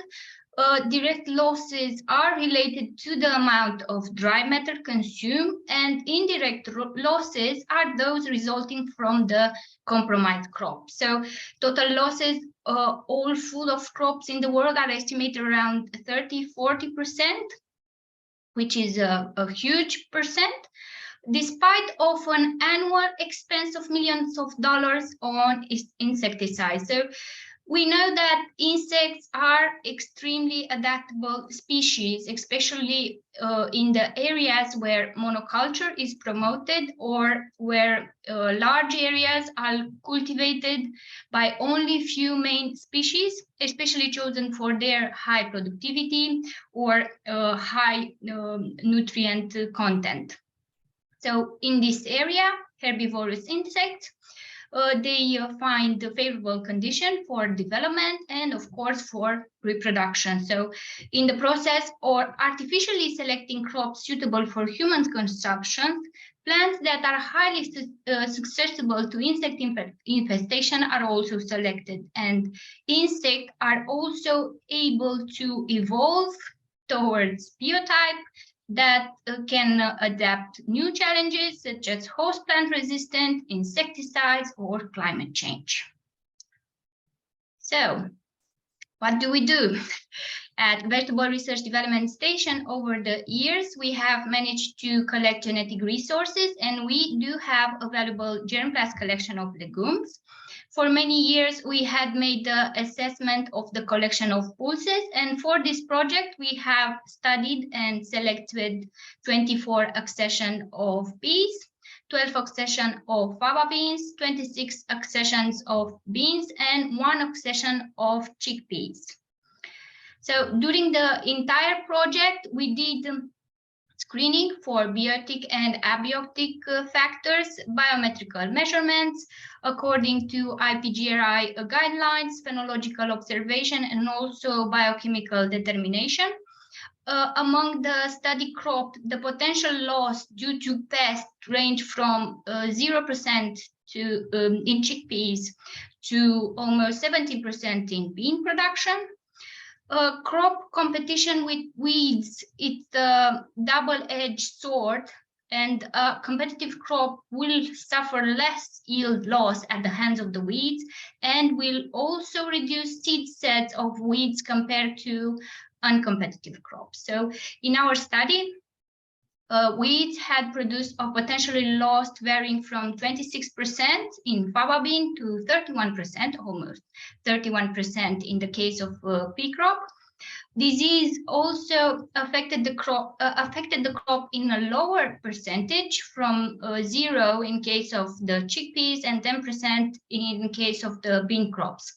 Rodents were also present in the crop, especially in the first time of spring, managing to attack the pea crop with a percentage of 3% and to 18% in the case of the chickpeas. We have noticed that they really love chickpeas. They were always looking for the chickpeas. So as a summary, the total losses caused by biotic stress can affect photosynthesis and, for example, insects with chewing mouth or rodents, but also disease can reduce the rate of photosynthesis in the leaf area. So in our 3 years of study, we have chosen an accession of peas with better performance than the control variant, Jetica cultivar. Also, we have selected one accession of white bean with high yield and tolerance to stress factor. Likewise, we have selected one accession of faba beans. Faba bean, it has a remarkable ability to adapt to unfavorable condition, and it has a wide adaptability to a broad range of soil from pH 4.5 to 9, a high productivity and a high nutritional value. It's a pity that in Romania, despite of the proven capacity of this crop, is still classified as a neglected crop, being cultivated only in the household system. So probably this is also due to the fact that there are no approved varieties in Romania, or even to a lack of knowledge regarding the potential and benefits of this species. Happy Pulse Day, and thank you very much for your attention.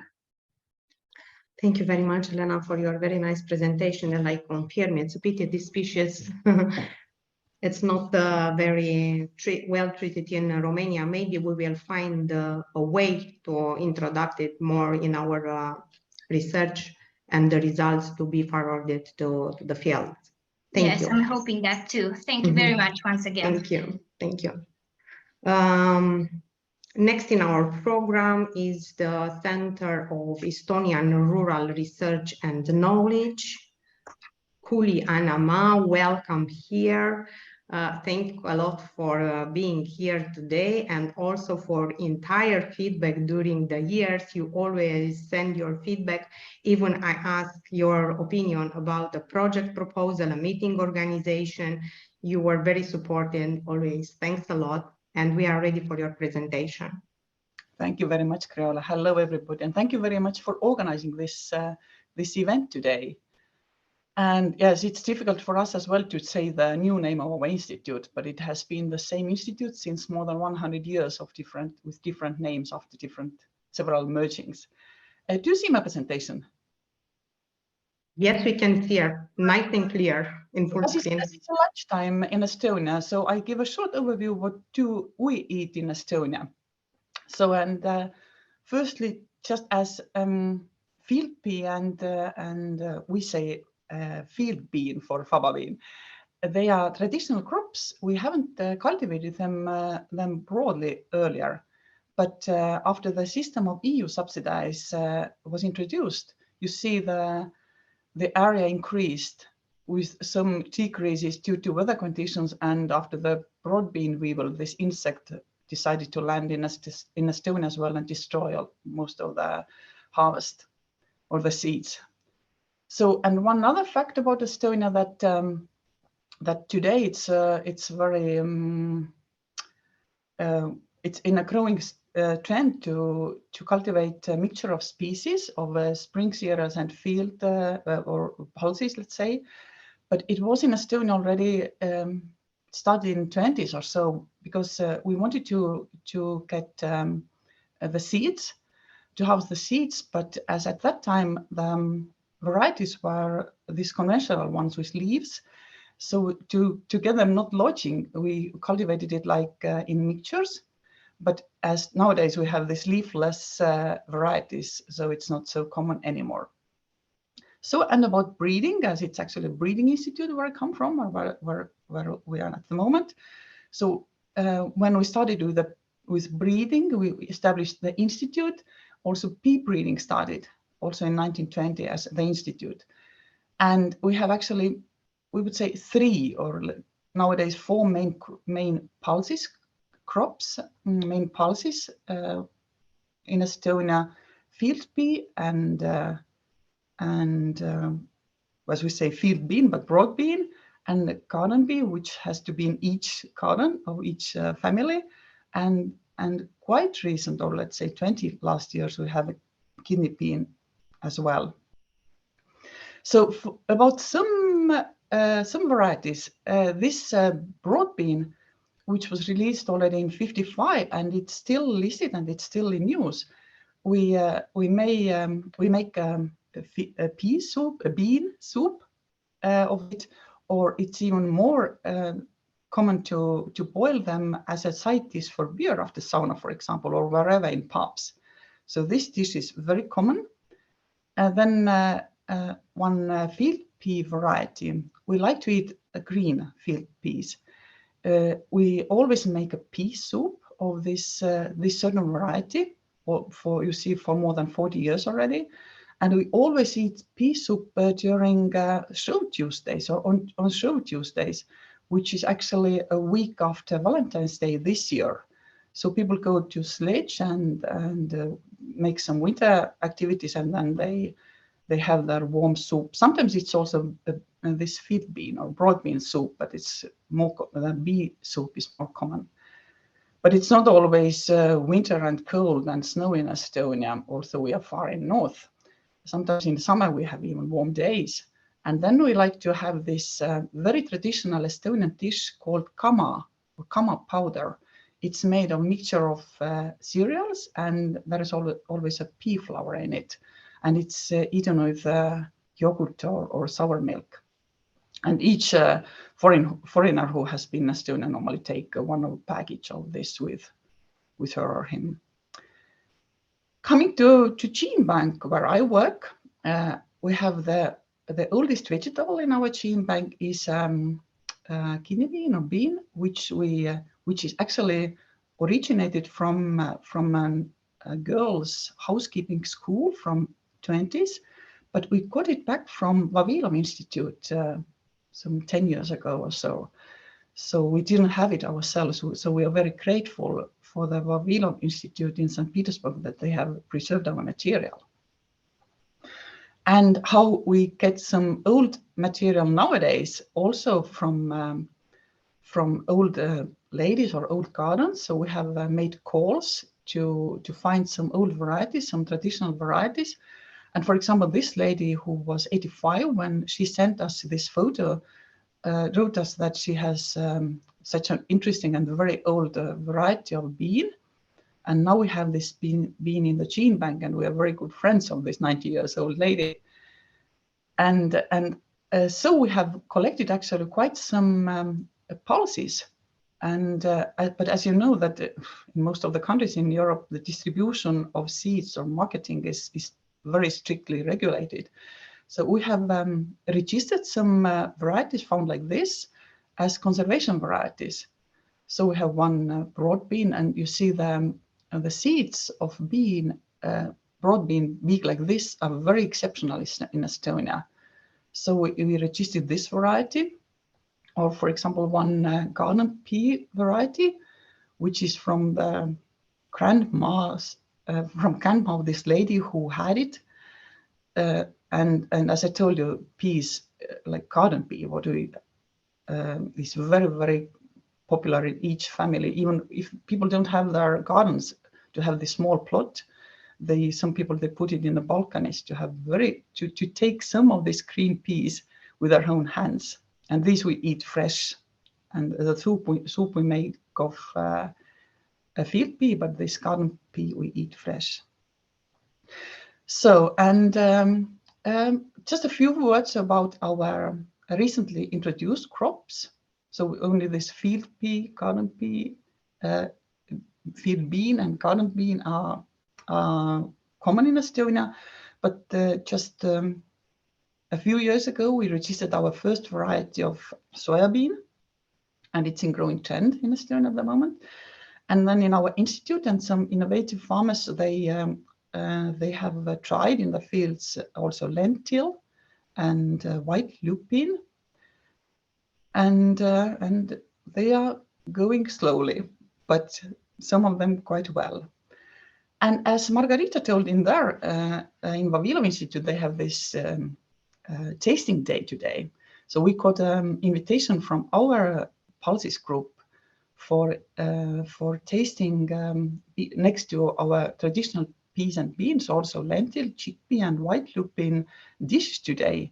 And they actually started already half an hour ago, and I heard there are more than 60 people who are interested in this new dishes. So thank you very much, and have a nice. Thank you very much. Thank you very much for your interesting presentation, and enjoy your event. I appreciate you choose to stay with us instead of testing products. Okay, enjoy a lot. Thank you very much. Thanks a lot. Next on our agenda, we will go to see the collection of horses in Republic of Srpska, Bosnia-Herzegovina. The presentation will be given by Sonia on behalf of the collective, which included Marina and Vida. And Marina is one of the first my collaborator in ECPGR group. Hello, everyone. Thank you to the organizers. I will share my screen now.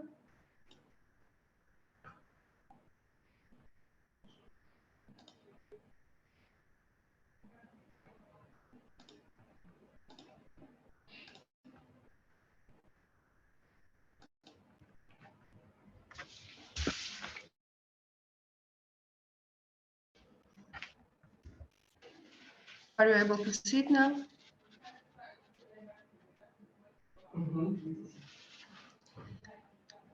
Okay. As you already said, my name is Sanja Umićević from the Institute of Genetic Resources, University of Banja Luka. And together with my colleagues, Marina Antić and Vida Todorović, I prepared the presentation about the collection of pulses in the Republic of Srpska, Bosnia and Herzegovina. First of all, I would like to say a few words about our institute. So our institute, Institute of Genetic Resources, University of Banja Luka, was established in 2009 as a part of University of Banja Luka, and it is a professional unit for coordinating the implementation of the program for conservation of plant genetic resources and other activities in the field of PGR. It consists of two centers, Center for Biodiversity and Center for Sustainable Use of Genetic Resources.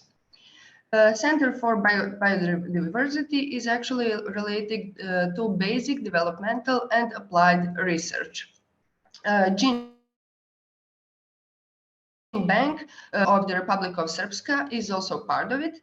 Our gene bank was established within the institute in 2009, and its primary goal is access to conservation of plant genetic resources collected from the territory of the Republic of Srpska in the form of germplasm and seed collection. Our gene bank currently has around 1,200 accessions of cereals, vegetables, fodder, industrial, medicinal, and aromatic plants, and this collection is constantly growing. Our gene bank is a part of EURISCO, European Plant Genetic Resources Search Catalog, since March 2009, and also part of AEGIS, European Gene Bank Integrated System, since May 2010. Within our gene bank, we have seed collections, fruit field collections, in vitro collection, arboretum, botanical garden, and gene library. Within the Center for Sustainable Use of Genetic Resources, we have two departments, Department for Consulting and Provision of Services and Department for Production and Trade of Agriculture and Forest Plant Material.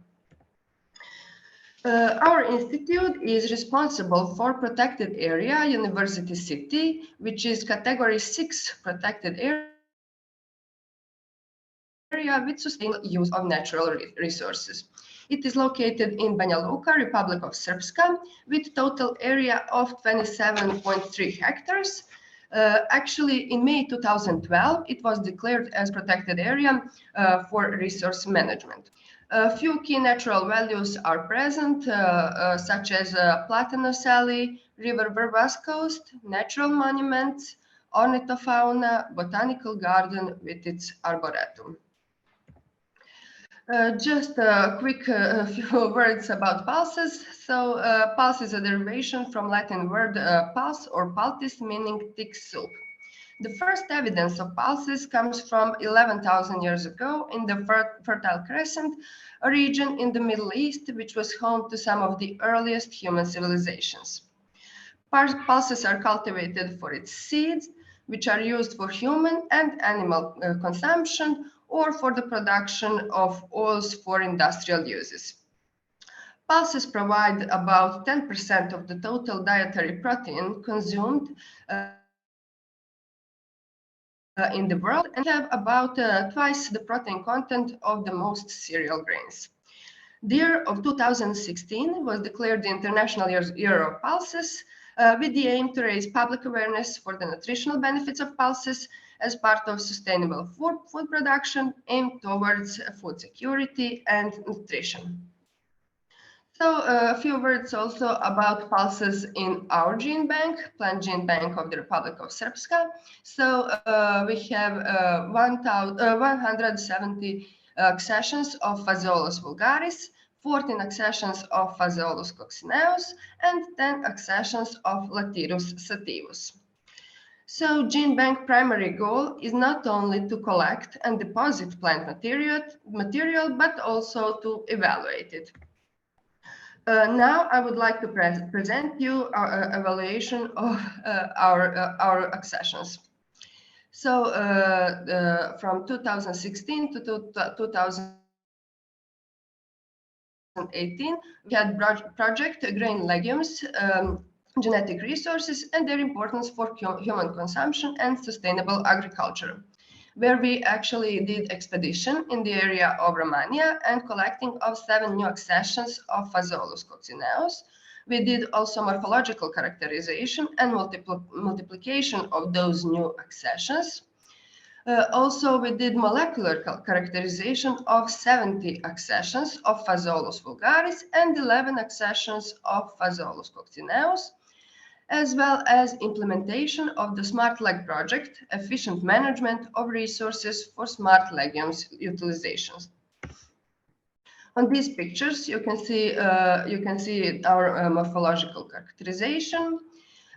These are some field pictures, also some field pictures from that project. And we have 4 references as a result of this project regarding Phaseolus vulgaris and Phaseolus coccineus. Next project was from 2019 to 2021, genetic diversity of veg species, Lathyrus species, genetic resources to utilize underutilized crop. Within this project, we did expedition in the area of Trebinje and collection of 3 new accessions of Lathyrus sativus. We also did morphological characterization and multiplication of collected accessions, molecular characterization, and as well as realization of this project was the basis for the application to the ECPGR project, Lathyrus diversity, available resources with relevance to crop improvement, progress reviews, and relationship with ages. Here are also some field photos. And we managed to have 2 references as a result of this project regarding to Lathyrus sativus in Bosnia and Herzegovina. And also morphological characterization of pulses from the our plant gene bank was done for catalog making. And for evaluation, we used 4 quantitative and 6 qualitative parameters from IPRI and UPOV descriptors for Phaseolus vulgaris. As you can see, when it comes to Phaseolus vulgaris, huge diversity was present in all of the characteristics.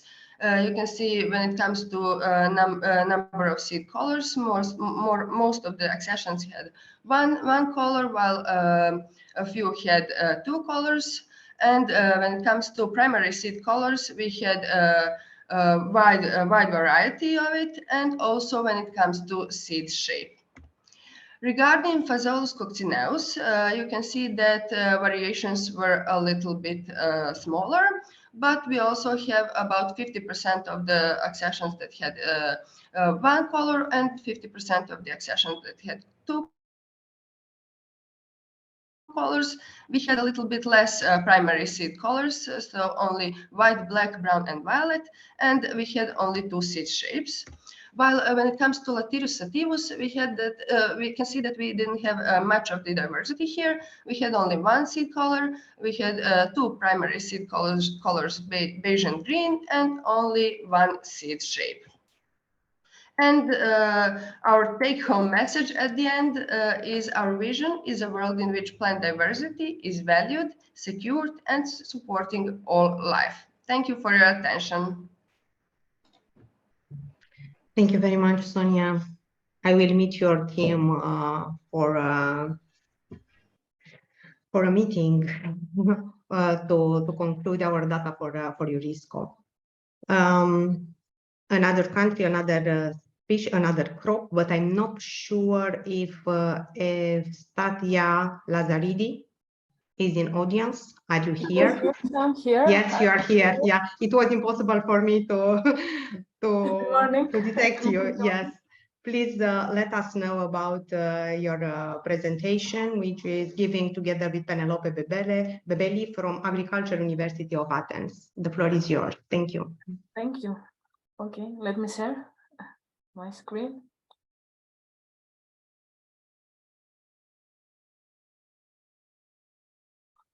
Can you see my screen now? Not yet. Not yet. Okay, just a moment.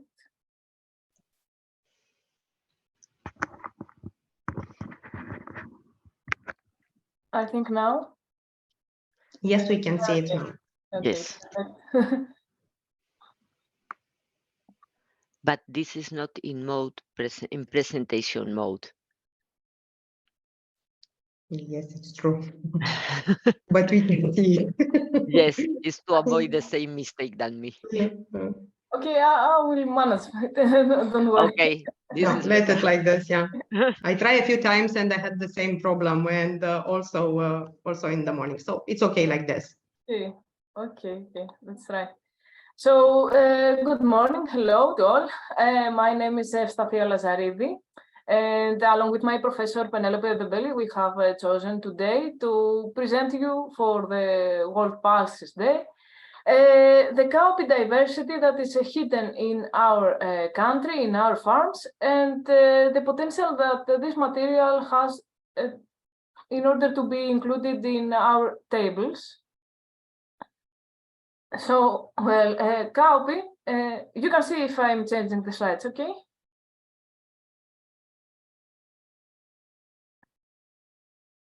Can you see the presentation that I'm changing the slides? We can see the first slide. Try to go forward.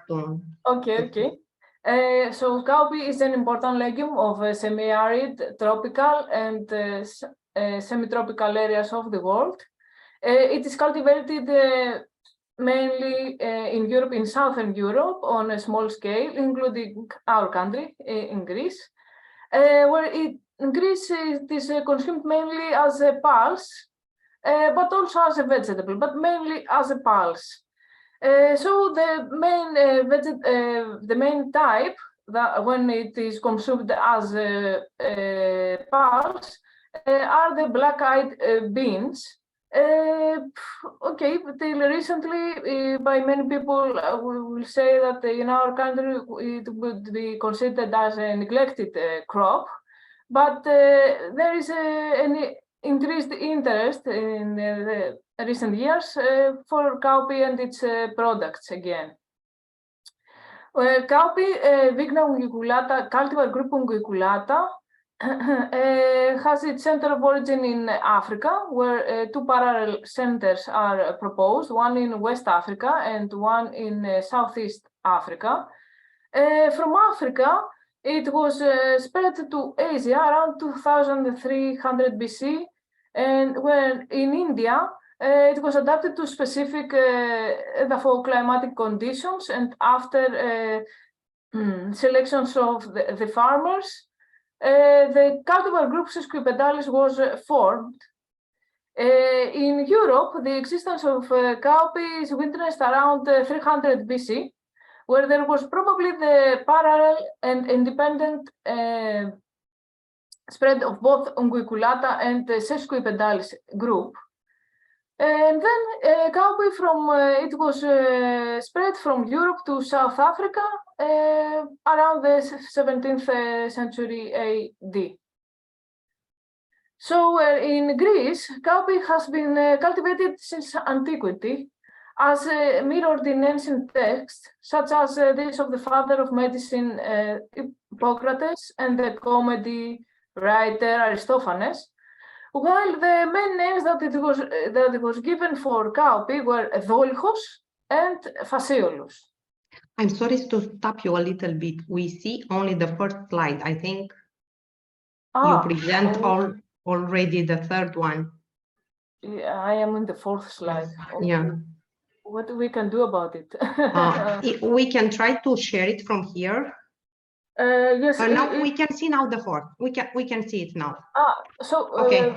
I will keep it in that form. Okay, continue like this. Okay, we can see it now. Thank you. Thank you. So cowpea cultivation continued till today in the area. So through these centuries, new cowpea land races were formed in Europe due to the microclimatic conditions that were present and farmer selections and practices in the area. And nowadays, there are almost 34,000 cowpea extensions conserved ex situ worldwide. With the land races, we can see here in red, to consist the most numerous group, almost half. So, in general, 1,085 accessions of cowpea accessions of European origin are kept worldwide, which of most of them are of an Italian origin, 343, as we can see in this table, while 8 accessions with Greek origin are also included. 22 accessions are also kept in the National Greek Gene Bank, also mainly in Greece, also mainly consisted by landrace material, as we can see. And at the same time, many cowpea landraces are still cultivated and are on farm conserved in our country. Numerous expeditions have been carried and are carried out at this time by the Laboratory of Plant Breeding and Biometry of the Agricultural University of Athens, collecting samples including cowpea material, while up to 87 cowpea land traces have been also recently recorded to be conserved in the Institute of Plant Breeding and Genetic Resources of Hellenic Agricultural Organization Demeter. Scientific research conducted aiming to assess on farm conserved cowpea landrace diversity from our country. In our study, 23 cowpea landraces were included from different areas of our country, where in some locations more than one samples have been collected. For example, from Andros Island. 32 descriptors from the proposed list by the International Board of Plant Breeding Genetic Resources were recorded, while the plant measurements conducted in 48 plants per accession. Diversity recorded in plants under various developmental stages. For example, leaf color, as we can see in the following photos, range from light to dark green. Flower color was characterized as white, purple, or mauve pink. branches pigmentation also recorded to be from absence for very slight pigmentation till solid pigmentation, as we can see in number 5.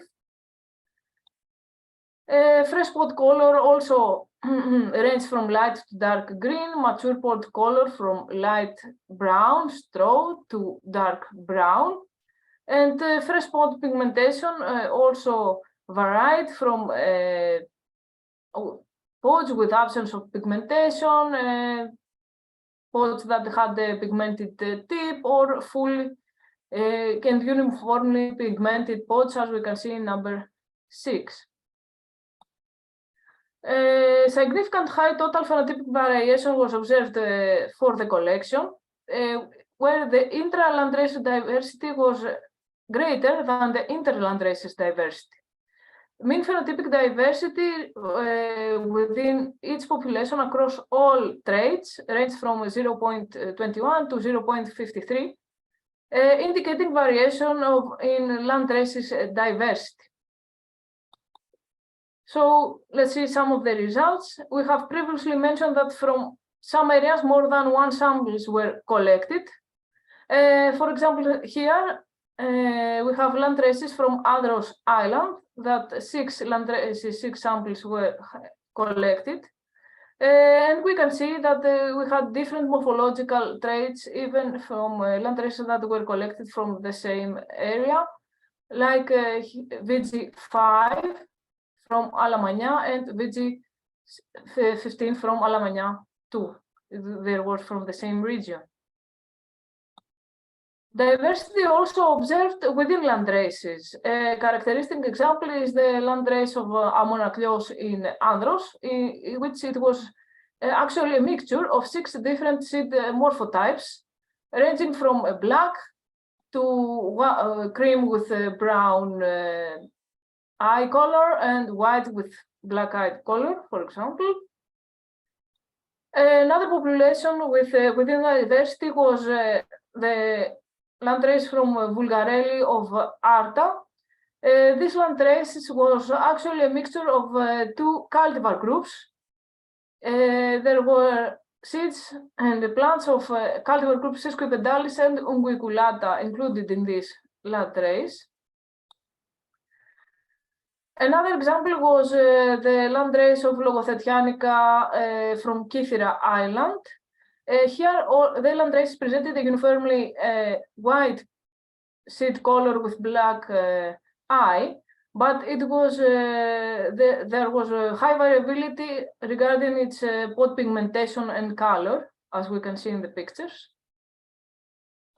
Generally, during the principal component analysis that was performed, only VG2, we can see here in the center with a red cycle, landrace from Achiki of Limnos Island was, let's say, discriminated, not grouped with the others, indicated its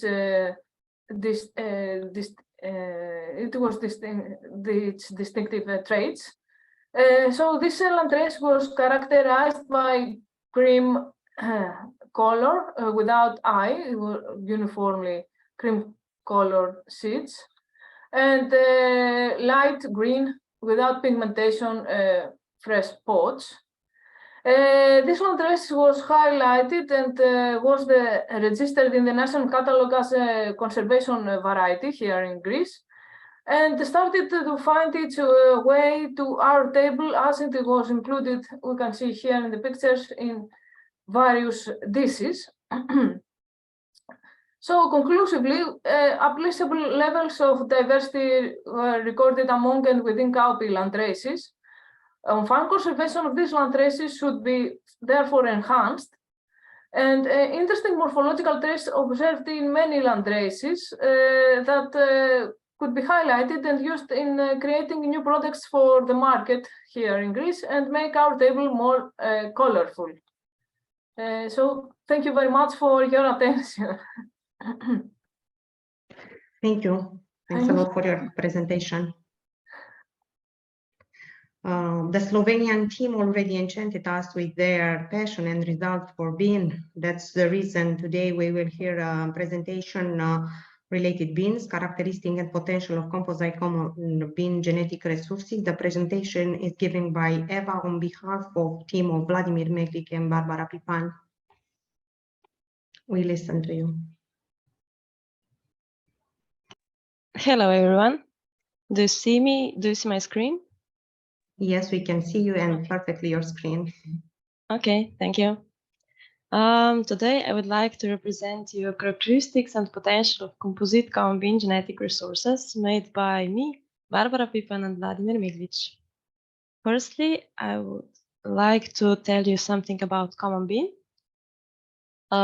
It's one of the most important food legumes, grown mainly for its edible dry seeds, which are a valuable source of proteins, carbohydrates, and dietary fiber. And we also use it as its green pods. They're high in levels of vitamin C and dietary fiber.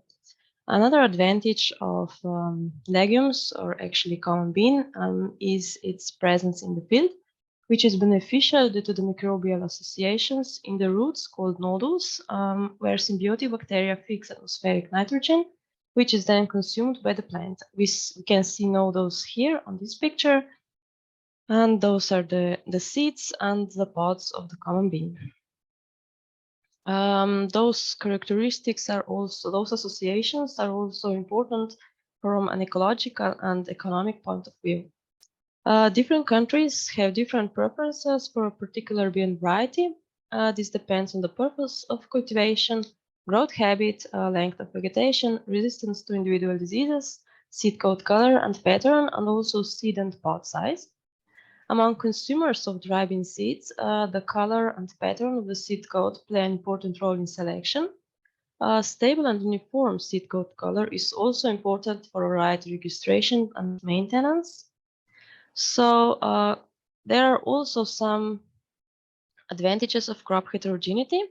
According to the literature, heterogeneity is a mechanism of coping with environmental variability and this diversifying production on small plots. Heterogeneity in crops refers to the differences between individual plants within a plant population. This means differences between the components of composite genetic resource. Those include differences in growth patterns, nutrient requirements, resistance to pests and diseases, overall productivity, and also differences in seed morphological characteristics. Eva, sorry for bothering you. Could yeah. you please, Thank you, Barbara. I don't know, reload or reshare your presentation because we stayed with you on the first slide. Okay, I will try so we again. don't see your presentation. So could you please? Okay. What about now? Is it okay? Now we see just the first slide and go to the next slide, if please. you are moving, maybe you can leave it not in presentation mode, just in the... I will. Maybe to show it like this. Right? Yes, it's okay. Yes, it's okay. Okay. Okay, thank you. About crop heterogeneity, advantages of such heterogeneous populations are stabilization of the production system, since different components have different phenologies in terms of architecture, rooting depth, flowering time, and maturity. At least some plants within the mixture can thrive under different conditions, such as drought, poor soils, or excess moisture. And advantage of crop heterogeneity is also it prevents disease pathogens or insect pests from getting established. A crop heterogeneity can result from both genetic, environmental, and anthropogenic factors and has important implications for crop management and yield. In common beans, such heterogeneity can be observed in different seed traits, such as seed coat color and pattern. As you can see in these pictures, there are some composite common bean genetic resources, and they have different components, and their components differ in seed coat color and pattern. I will tell you quickly something about genetic background of heterogeneity. In common bean, seed coat color and flower color and also pattern of seed coat color include 22 genes. 7 of those are also associated with flower color. And many of those genes have an epistatic interactions, and that's a result in many different seed coat colors and seed coat patterns. So the most important gene responsible for pigment formation is the P gene. Its recessive form prevents the synthesis of the transcription factor that overrides the biosynthetic pathway of pigment formation. And we can see this as phenotypical white seeds and white flowers. And this is independent of other color coding genes that are present. Another heterogeneity can be observed, and this is heterogeneity in the field. It's called intercropping. This is association when 2 or more crops are grown together over a period of time.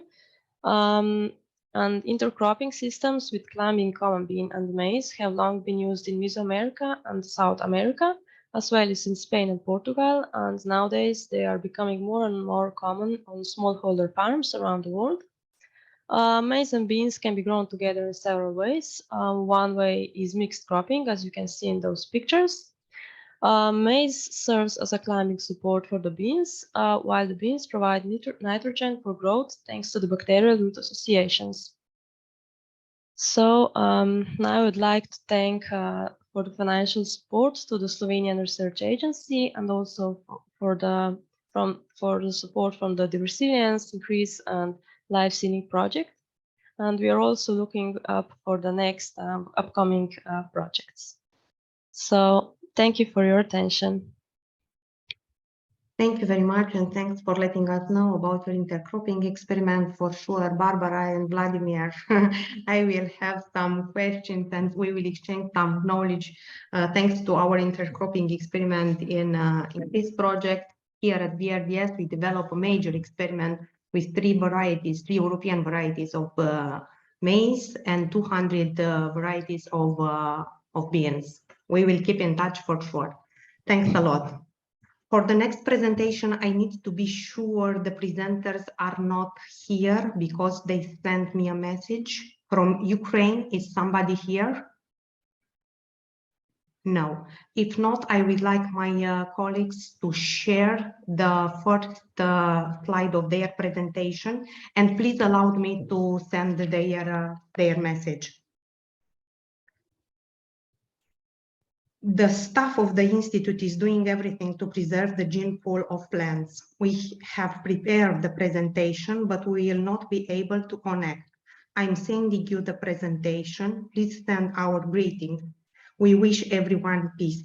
Best regard, Lyubov Kobizieva, Institute of Plant Production, the National Agriculture Academy of Science of Ukraine.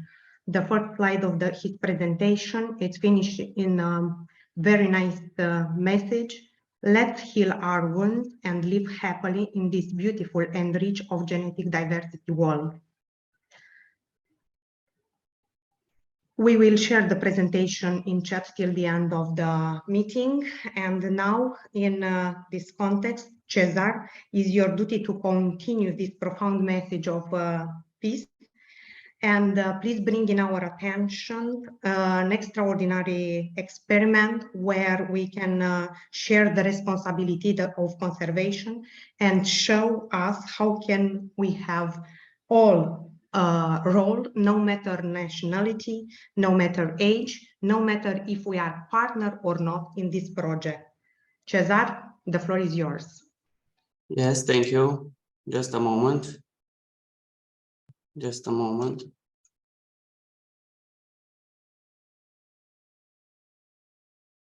Hello, everybody. Please let me introduce myself. My name is Cesar Ciobănițe, and I'm working as IT specialist in Suceava Gene Bank. Also, I'm acting as national focal point in EURISCO, and I'm a member as well as Gene Bank team participating in Increase project.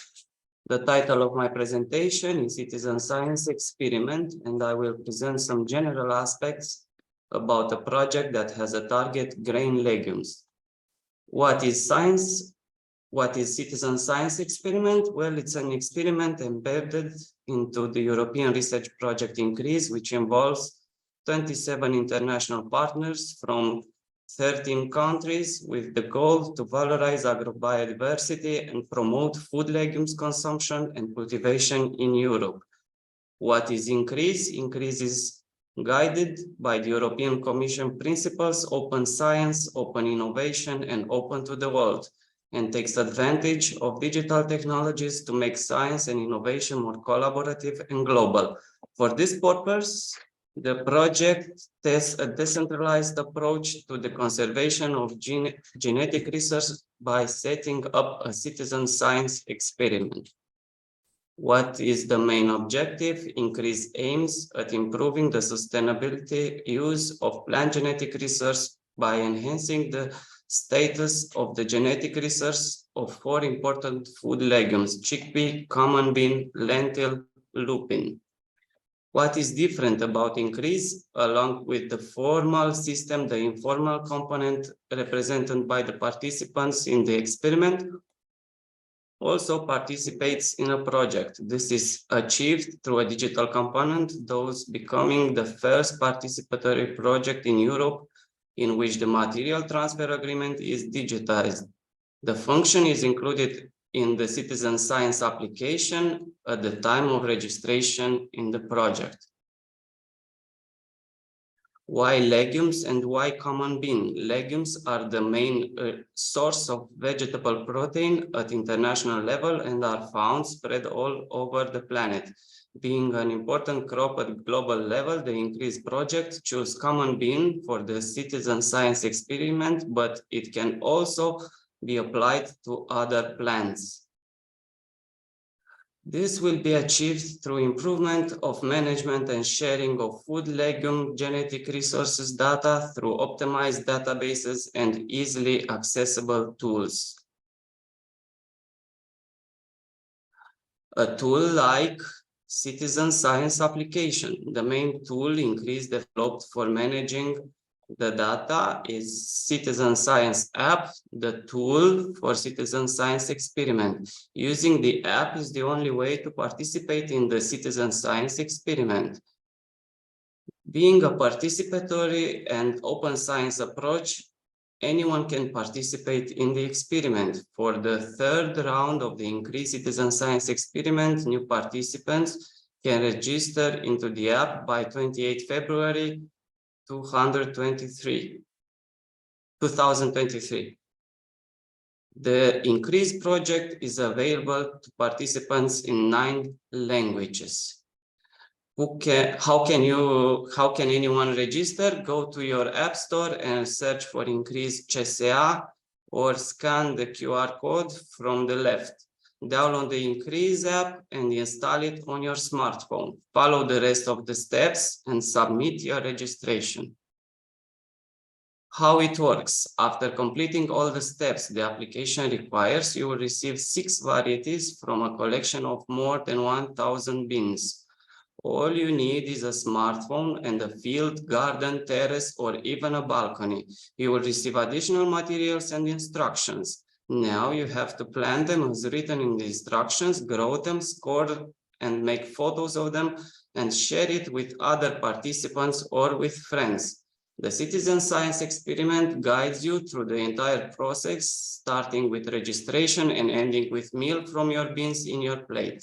A full-scale process that any participant can cover.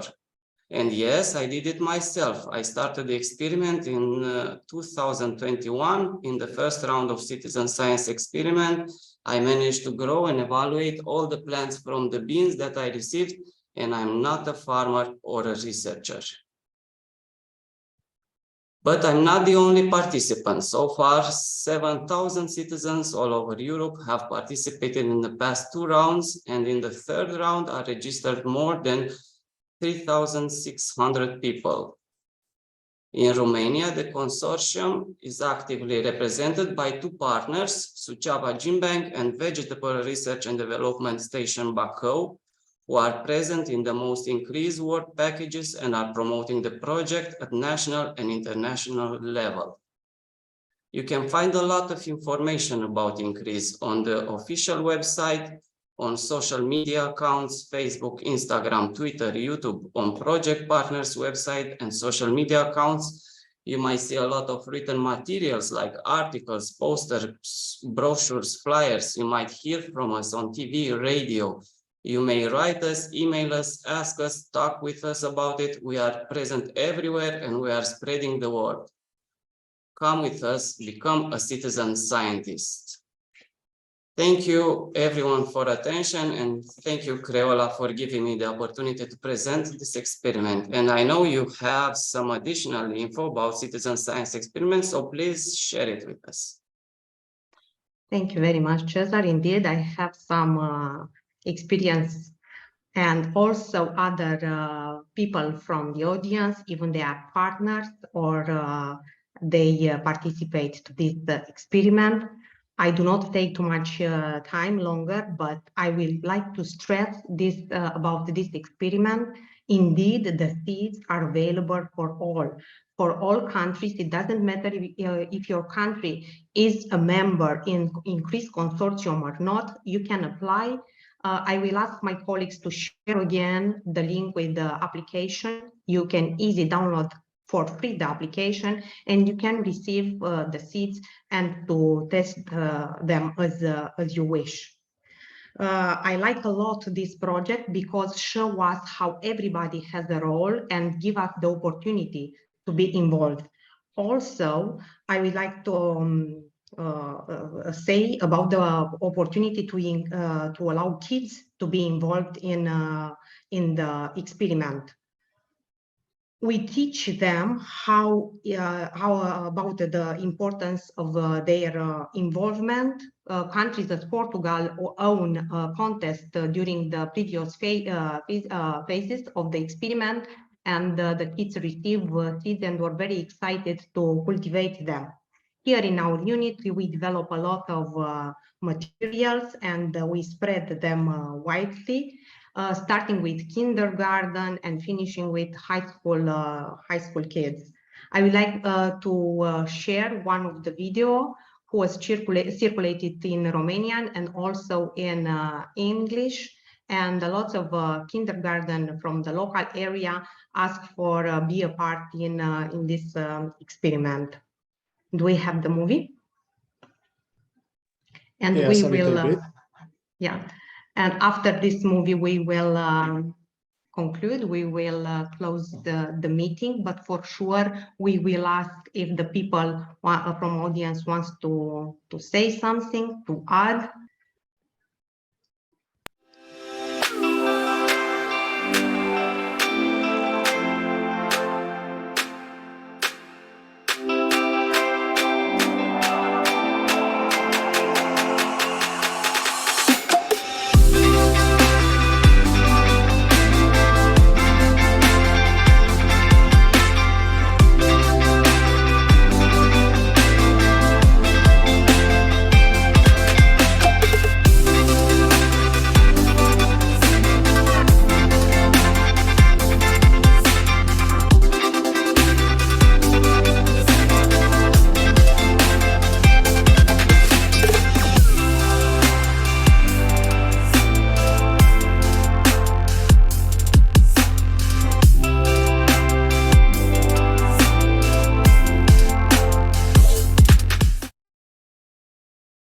For the love of the pulses, you are invited to join today the experiment.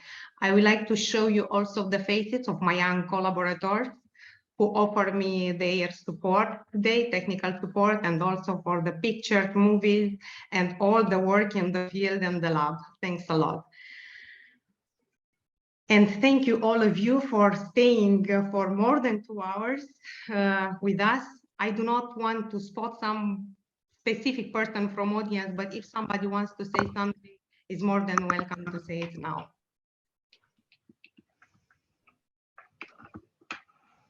Professor Antonio Imderon, I make efforts not to ask you to say something. I see you and I feel honored to have you here with us today. I also see Ulrike from IPK and lots of many other people I know. I do not want to list and to miss someone, and also a lot of names which are not familiar to me.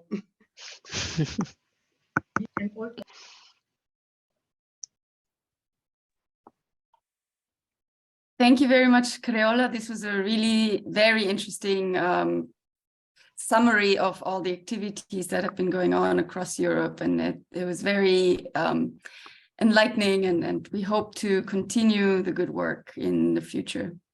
And I hope everybody will have some beans or lentils for lunch today.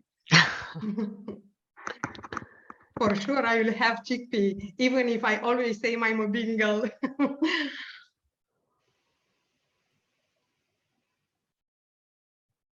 Thank you very much for all of you. Thank you, Creola. It has been wonderful to share all this information. I'm happy to see that some neglected crops, now in Spanish before, like cowpea or Vicia articulata, are now objective to the research. We have accession of all this material that we can share with all of you, with Angela and with all the colleagues. I think that has been a very interesting meeting today, and I'm happy to see all of you, at least in this small format.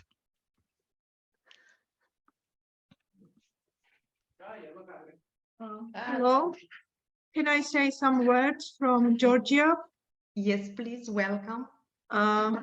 Hello, my name is Tamar Djindjikhadze, and with me is my colleague Anna Device. Good morning. I want to say the welcome to all the participants. And so first of all, thank you for this meeting. And I wish you all the success to all participants, and hope that we will join in the next planned activities soon. Thank you very much. Thank you very much for your message.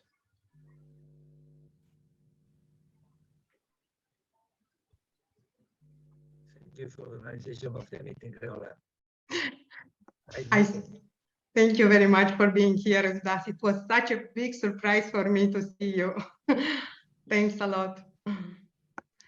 And thanks a lot for all the presenters who put so much effort for their presentation. They stopped from their usual work. Thanks a lot for all the people who attended this meeting, and because you know how important are the pulses and also the meeting like this. I hope it will not be just only one event. We will have the possibility in future to meet, as Lucia said, like this, or why not in person, in a way or another. Thanks again for all your support. Thank you, and bye-bye. Thank you. Bye. Bye-bye. Bye.